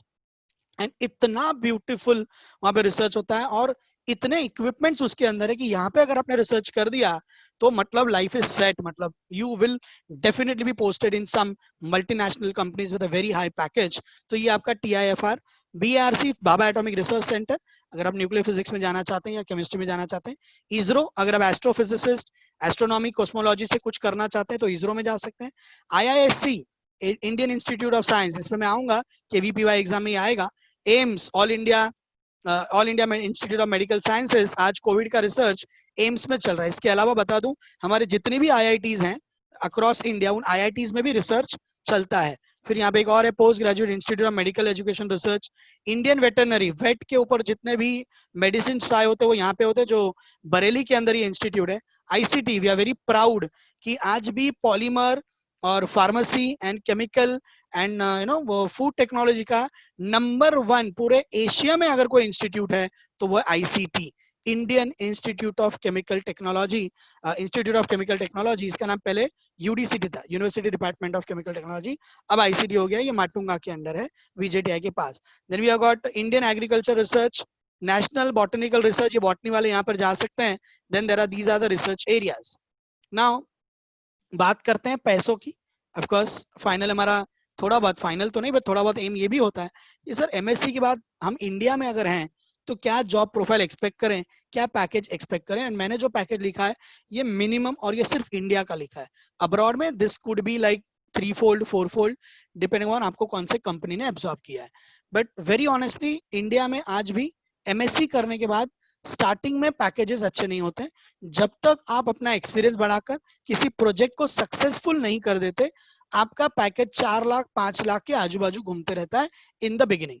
But yes, अगर आपने 2-4 प्रोजेक्ट कर दिए और एक्सपीरियंस बढ़ गया, then there is sky is only limit. But then yes, आप मॉडरेटली भी, अगर आप थोड़े लेजी टाइम के भी इंसान है और 5 साल का एक्सपीरियंस है, तो भी 5 लाख से 10 लाख का सैलरी आप एक्सपेक्ट कर सकते हैं। बट रिसर्च अगर आपका तगड़ा है, अगर आपका करिकुलम, आपका सीवी बहुत स्ट्रांग है, then definitely you can expect some definite. मतलब जैसे मैंने इप्का फार्मास्यूटिकल में जॉब किया था, वहाँ पे डॉक्टर अशोक कुमार करके हेड थे हमारे रिसर्च एंड डेवलपमेंट के, मेडिसिन यानी कि फार्मास्यूटिकल के वो हेड थे। उनका सैलरी 2007 में was 4 lakh rupees per month, 4 lakh rupees per month, Ipca pharmaceutical के अंदर। That was only because of his research experience and n number of projects जो उन्होंने successfully guide किए थे। देन अगर आप पीएचडी करके जाते हैं तो आपका जॉब प्रोफाइल डेफिनेटली बढ़ जाएगा, 6 से 10 लाख का आपको पैकेज मिल सकता है एज अ फ्रेशर। बट अगर आपके पास एक्सपीरियंस है और प्रोजेक्ट है, look at the package, it can go up to 20 lakh rupees per annum. इसलिए मैं कहता हूं कि अगर आप पढ़ाई कर सकते हो, रोकने की कोई जरूरत नहीं है, मत रोकिएगा। एमएससी तो करना ही है, और हो सके तो पीएचडी भी कीजिए, क्योंकि एमएससी करके भी सैलरी तो वही मिलने वाला था। अगर आप 30,000 का स्टाइपेंड मिलने वाला है तो 12 इंटू 3, वैसे 3.5 लाख रुपए का तो आपको स्कॉलरशिप मिलने वाला है। तो why to go for a job, better go for PhD with some scholarship. तो आपका पीएचडी का डिग्री भी मिल जाएगा। In fact there is one friend of mine, mister Hasan, जिन्होंने जर्मनी से अपना पोस्ट डॉक किया। पोस्ट डॉक मतलब पीएचडी के बाद एक और डिग्री होता है, पोस्ट डॉक। और जब उसने पोस्ट डॉक जर्मनी से किया, उसका स्टाइपेंड पर मंथ, एक महीने का 2.5 लाख रुपया स्टाइपेंड था, रिसर्च करते करते, क्योंकि वो प्रोजेक्ट पे काम करते हैं और वो केमिकल कंपनी होता है, तो उनको बहुत अच्छा खासा सैलरी देते हैं। कहने के लिए वो स्टडी है, basically it's a job. So nowadays in India also the research is coming up. अगर नहीं भी करना तो अब्रॉड के भी ऑप्शंस मैं आपको बताऊंगा। चलते हैं हमारे lecturer as a career option. अगर आपको टीचिंग में इंटरेस्ट है तो डेफिनेटली आपको मास्टर्स तक जाइए, बीएससी में रुकिए मत, कर सकते हैं, मास्टर्स तक जाइए। फिर कंपलसरी जूनियर कॉलेज में परमानेंट जॉब के लिए कंपलसरी बीएड या एमएड, बीएड तो है ही मिनिमम, चाहो तो मास्टर ऑफ एजुकेशन, ये कोर्स आपको करना पड़ेगा, तब आप कहलाओगे जूनियर कॉलेज के लेक्चरर। अब यहाँ पे जूनियर कॉलेज के जो टीचर्स होते हैं, जनरली अपने आप को प्रोफेसर कहते हैं। कहने के लिए कुछ गलत नहीं है, but officially that degree is not given to them. Officially professor is a big degree, वो दिया जाता है डिग्री कॉलेज के प्रोफेसर्स यानी कि टीचर्स को। यहाँ पर वो अपने आप को जनरली लेक्चरर कह सकते हैं। जूनियर कॉलेज का लेक्चरर का अगर परमानेंट हो गया है तो package is not so very handsome, it is 3.5 to 6 lakh rupees हो सकता है, depending upon which institute, semi government, government क्या इंस्टीट्यूट है, वो देखना पड़ेगा आपको। But yes, the better options कि पीएचडी करने के बाद आप टीचिंग में जाइए। अब पीएचडी करते करते या एमएससी करते करते आपके पास टीचिंग में जाने के क्या ऑप्शंस है। मान लीजिए एमएससी कर रहे हैं, मास्टर ऑफ साइंस, 2 साल का कोर्स है। पहला साल खत्म होने के तुरंत बाद आप 2 एग्जाम अपियर कर सकते हैं, NET and SET, national eligibility test, this is for all India level. अगर आपने नेट क्लियर कर दिया विद लेक्चररशिप, आप पूरे इंडिया में किसी भी गवर्नमेंट, प्राइवेट या सेमी गवर्नमेंट कॉलेज में एज अ डिग्री कॉलेज का असिस्टेंट प्रोफेसर अप्लाई कर सकते हैं। बट अगर आपने सेट क्लियर किया, state eligibility test, then you are restricting yourself to Maharashtra state. MSc के बाद अगर आप टीचिंग में चले गए तो मेरे हिसाब से आपका पेमेंट 50 से 60 हजार रुपया महीना, यानी कि 6 से 7 लाख रुपया साल का एमएससी के बाद होगा। बट अगर आप पीएचडी करते हैं, मान लो आपने नेट सेट क्लियर किया या नेट सेट नहीं भी क्लियर किया और आप पीएचडी करते हैं, लेट से पीएचडी करने के बाद अगर आप टीचिंग में जाते हैं, अब जैसे मैंने कहा हमारे एक मैडम जो सुमैया कॉलेज में है, तृप्ति तावड़े मैडम, ये हमारे केमिस्ट्री के पहले एक फैकल्टी भी थे, अब वो कॉलेज में है, और उनका जो पे स्केल है 7 पे के हिसाब से, that is 95,000 rupees per month, मतलब करीबन 12 लाख रुपया साल का to start with. To start उनको ज्वाइन होके 1 साल हुआ है, सो वो इतना अच्छा पेमेंट आपको मिल सकता है अगर आप पीएचडी। कॉलेज के 2 एडवांटेज है, एक कि कॉलेज के जो वर्किंग आवर्स हैं that's very less, it is 6।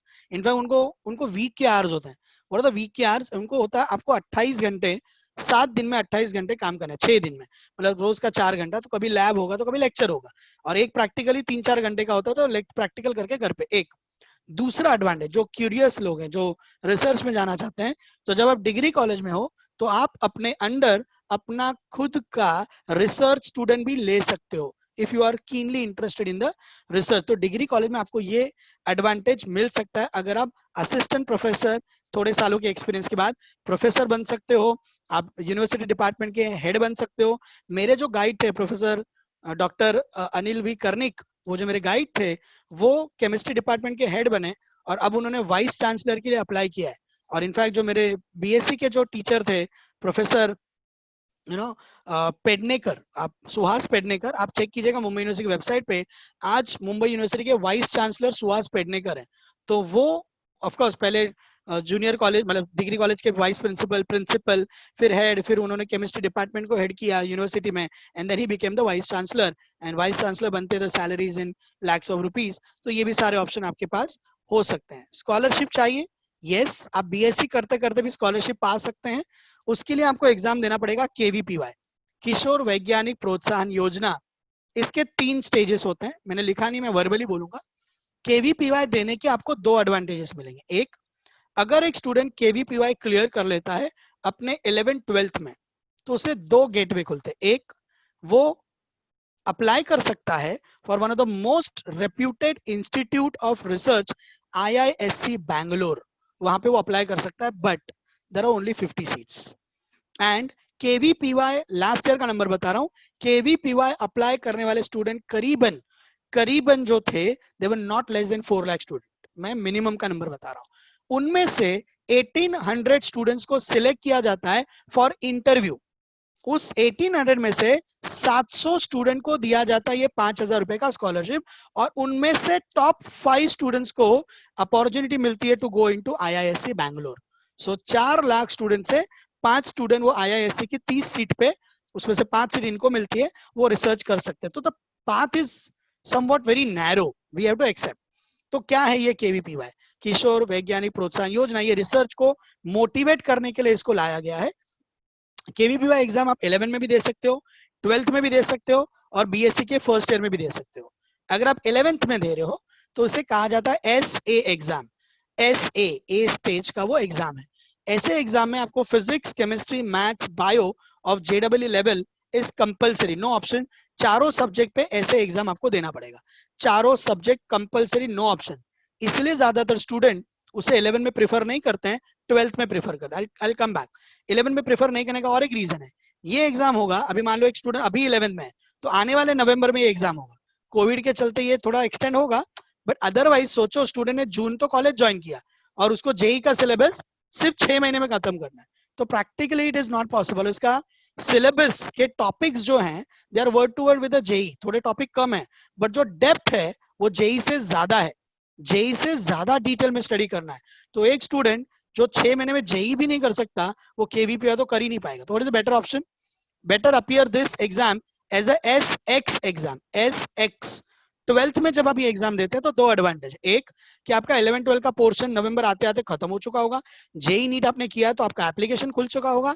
Number 2, ये एग्जाम नवंबर में हो तो आपका पोर्शन खत्म हो चुका होगा, एडवांटेज ये भी है। दूसरा, अब आपको 4 नहीं सिर्फ 3 सब्जेक्ट पे देना है, पेपर चारों सब्जेक्ट पे आएगा, 160 मार्क का पेपर आएगा, 40-40-40-40 ईच, बट आपको लिखना है 120। एक सब्जेक्ट आप कंप्लीटली ऑप्शनल छोड़ सकते हो, आपका रैंकिंग बेस्ट ऑफ 3 पे होगा। मान लो एक स्टूडेंट ने चारों पेपर लिखे, चारों सब्जेक्ट लिख डाले, तो उसका जो बेस्ट स्कोर होगा, 3 सब्जेक्ट का बेस्ट स्कोर, वो लिया जाएगा, चौथे सब्जेक्ट को इग्नोर किया जाएगा। सो physics, chemistry, maths, bio compulsory इन 11th। 12th में आइदर PCM या PCB पे आप केवीपीवाई का एग्जाम दे सकते हो। इसकी सबसे अच्छी बात है, केवीपीवाई की वेबसाइट पे जाना, 2001 से लेके 2019 तक के सारे पेपर ईयर वाइज वहां पर अवेलेबल हैं। पेपर 1 एंड पेपर 2, जो ऐसे का एग्जाम होता है, ऐसे पेपर 1 पेपर 2 नहीं, ऐसे वो 100 मार्क का होता है, 25-25 मार्क के 4 सब्जेक्ट कंपलसरी। एसएक्स का एग्जाम होता है 40-40 मार्क के 4 पेपर 3 कंपलसरी, 160 में से 120, 120 हर एक का +1 होता है, देयर इज नो मल्टीपल, ऐसा +1 होता है। तो 120 में से जो आपका बेस्ट स्कोर होगा उसके बेस पे अगर आपने इसको क्लियर किया, 4 लाख में से 1700 में आ गए, 1700 का इंटरव्यू हुआ, इंटरव्यू में 700 में आ गए, तो 5000 रुपए का स्कॉलरशिप मिलेगा। आप किसी भी कॉलेज में अपना बीएससी कीजिए, हर महीने 5000 रुपए आपको मिलते रहेंगे। तो एक एडवांटेज है, 5,000 रुपए का फायदा है। How much that matters to you I really do not know, but जिसके लिए बड़ी अमाउंट है तो यस, ये एक एडवांटेज है। IISc मिले नहीं मिले उससे फर्क नहीं पड़ता, बट सोचिए, वापस नंबर देखिए, 4 लाख से 700 स्टूडेंट है, 4 लाख से 700 स्टूडेंट को 11 में 12th मिला करके स्कॉलरशिप मिलेगा। अगर आप अपना SB का एग्जाम देते हैं, SB एग्जाम आप तब दे सकते हैं जब आप फर्स्ट ईयर BSc में है, सेम सिलेबस होता है, डिटेल बढ़ जाता है, आप उस डिटेल के एग्जाम पे दीजिए, अगर आप वो क्रैक कर जाते हैं तो आपको बाकी के 2 साल, हाँ लेकिन उसमें रूल है कि आपका 11th में साइंस रिलेटेड सब्जेक्ट में 75% होना कंपलसरी है, 10th में आपके मैथ साइंस का परसेंटेज इंडिपेंडेंटली 75 होना चाहिए, तो ही आप KVPY के लिए एलिजिबल है, अदरवाइज 75 नॉट 50। हाँ, SB SC ST OBC के लिए वो 60% है, तो आप एलिजिबल है। अगर आप मान लो MSc के वक्त करना चाहते हैं KVPY, तो भी कर सकते हैं, तब आपको स्कॉलरशिप मिलेगा 7,000 रुपए का, 7,000 रुपए का स्कॉलरशिप मिलेगा, जिसे कहा जाता है इंटीग्रेटेड MSc। और इंटीग्रेटेड 3 साल BSc 2 साल MSc, अगर आप कंटिन्यू करते हो उसी इंस्टीट्यूट में तो 3 साल आपको 5,000 रुपया मिलेगा हर महीने, और MSc में 7,000 रुपया मिलेगा। ये KVPY का एडवांटेज है अगर आप देना चाहते हो तो, बट मेरे हिसाब से इसका मिलने का प्रोबेबिलिटी काफी कम है। इसके चलते हमें बाकी सब छोड़ना नहीं चाहिए, क्योंकि मैंने अभी कहा कि अगर आप BSc किसी भी कॉलेज से कर लो, फीस बहुत नॉमिनल होता है, और MSc में बहुत सारे स्कॉलरशिप मिलते हैं, बहुत सारे एग्जाम्स आते हैं, बहुत सारे प्रोजेक्ट्स आते हैं जहाँ पे स्कॉलरशिप मिलने का बहुत अच्छा चांस है। या अगर आपको स्कॉलरशिप ऑफिशियली अपने PhD के लिए खोलना है ऑफिशियली, तो UGC नेट, ये वही बॉडी है, NTA बॉडी, वही एग्जाम कंडक्ट करता है जो आपका JEE नीट करने वाला है। UGC नेट में एक कॉलम होता है जहां पे आपको टिक करना होता है कि आपको लेक्चररशिप में जाना है कि स्कॉलरशिप चाहिए। उस स्कॉलरशिप का नाम है JRF, जूनियर रिसर्च फेलोशिप। अगर आप वो टिक करते हो तो टॉप 5% स्टूडेंट को ये स्कॉलरशिप मिलता है, उसका रेंज नीचे लिखा हुआ है 12,000 से 30,000 अपने PhD करते करते ये एग्जाम क्रैक करने के बाद मिल सकता है। तो स्कॉलरशिप मिलने के लिए KVPY या JRF, these are the two option। KVPY I find personally, अगर आपने 8 9 10th में अगर साइंस के रिलेटेड फाउंडेशन वगैरह नहीं किया है, 11th स्टैंडर्ड में क्रैक करना will be very difficult. In fact 12th में भी मैं ये नहीं बोलूंगा, अगर आप बहुत सुपरफिशियल स्टडी करने वाले हो तो ये क्रैक करना मुश्किल हो सकता है। अगर आप डिटेल में स्टडी करना है, किसके चैप्टर JEE से थोड़े कम है, बट जो चैप्टर है ना उसका डिटेल बहुत ज्यादा है, कुछ फर्स्ट ईयर BSc लेवल का डिटेल आता है, word to word syllabus is same but depth is more. IUPAC लिख देने से मालूम नहीं पड़ता कितना IUPAC, I hope you understand. तो डेप्थ इज मोर, क्लियर कर सकते हो तो definitely there is an advantage. Now जो स्टूडेंट अब्रॉड जाना चाहते हैं 12th के बाद, उनके लिए कंपलसरी होता है सबसे पहला एग्जाम SAT का एग्जाम, स्कॉलास्टिक एप्टीट्यूड टेस्ट, वो आपको क्लियर करना होता है। US कनाडा और अभी बहुत सारी कंट्री में इसके स्कोर के बेस पर आपको एडमिशन मिलता है इन वेरियस इंस्टीट्यूट्स या यूनिवर्सिटीज। वो आपका इंटरव्यू लेंगे ऑफ कोर्स स्काइप वगैरह पे, and then you can go, but it is compulsory, SAT देना पड़ता है। इसके अलग से कोचिंग क्लासेस चलते हैं, मैं उसके डिटेल पे आऊंगा। TOEFL एंड IELTS, ये इंग्लिश के 2 लैंग्वेजेस के एग्जाम है, वो आप देख सकते हो। GRE भी एक ऑफकोर्स एग्जाम है, अलग अलग कंट्रीज में उसको एक्सेप्ट किया जाता है। GMAT तब देना होता है अगर आपको मैनेजमेंट स्टडीज करना है अपने बैचलर की डिग्री के बाद, आप BE हो गए, आप BSc हो गए, उसके बाद आपको मैनेजमेंट स्टडीज के लिए जाना है तो GMAT का स्कोर देखा जाता है। तो दीज आर द एग्जाम, एक एक करके बात करते हैं। SAT, स्कोलास्टिक एप्टीट्यूड टेस्ट, अभी उसका नया नाम स्कोलास्टिक असेसमेंट टेस्ट भी है। तो US Canada Australia UK Singapore, यहाँ पर इसका स्कोर देखा जाता है। पूरे साल में 7 बार होता है। इसका इंडिया का जो फीस है इस SAT एग्जाम के फॉर्म का, इस करीबन $70, मैंने रेंज दिया, अलग अलग कंट्री का अलग है, $70 इसका फीस है। 3 घंटे का ये एग्जाम होता है, जिसके अंदर आपका रीडिंग, राइटिंग, लैंग्वेज चेक करेंगे, mathematics with calculator, without calculator, ये 4 सेक्शन पे आपका एग्जाम होगा।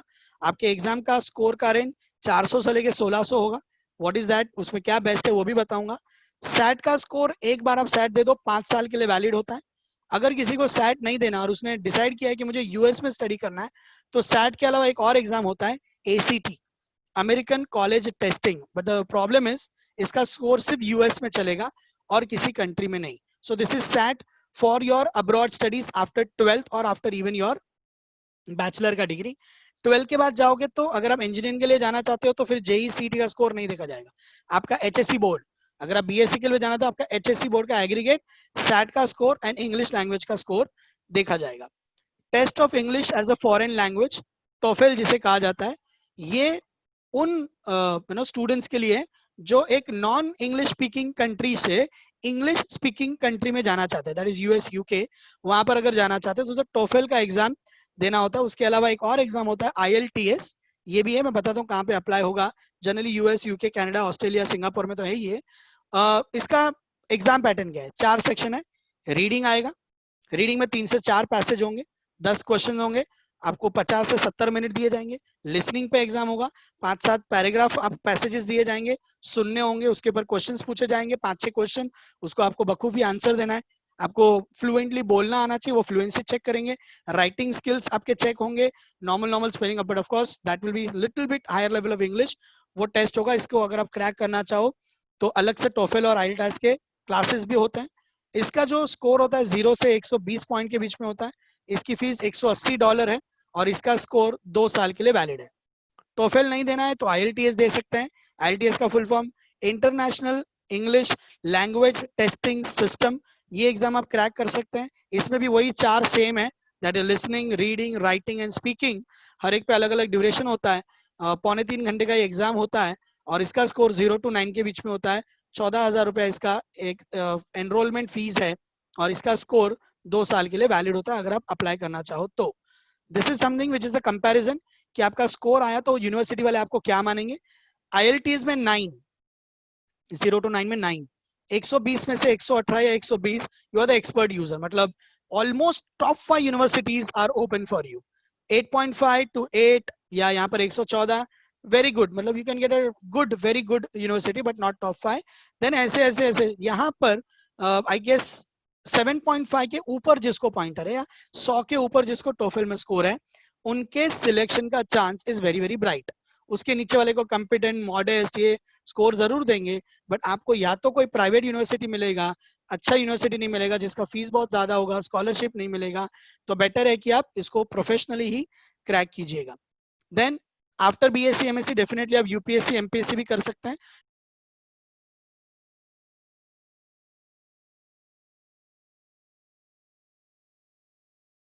मेरी तरफ से जो एरियाज क्लियर होने थे, I have tried my level best, but you might have some doubts. And thank you for listening to me so patiently for maybe more than hour or so. Thank you very much, parents, for joining us. हम आशा करते हैं कि new age BSc research programme के बारे में जो आज हमने ये वेबिनार कंडक्ट किया, आप सबको ये पसंद आया होगा. You all will definitely like it, and this information whatever that is given by Arihant Academy will be definitely useful for all of you all in the coming time. And अभी जैसे आप इसको अच्छी तरह से कहीं पर यूज कर सकते हैं. Thank you respected parents and all the lovely and dear students for joining Arihant Academy. One more thing parents I would like to add, please आप हमारा YouTube चैनल को लाइक और सब्सक्राइब करना प्लीज भूलिएगा मत. उसे लाइक और subscribe कीजिएगा और अपने दोस्तों में भी इसे प्लीज फॉरवर्ड कीजिएगा. Thank you very much from the entire team of Arihant Academy. Signing off. Thanks once again. Have a wonderful day ahead. Thank you everyone.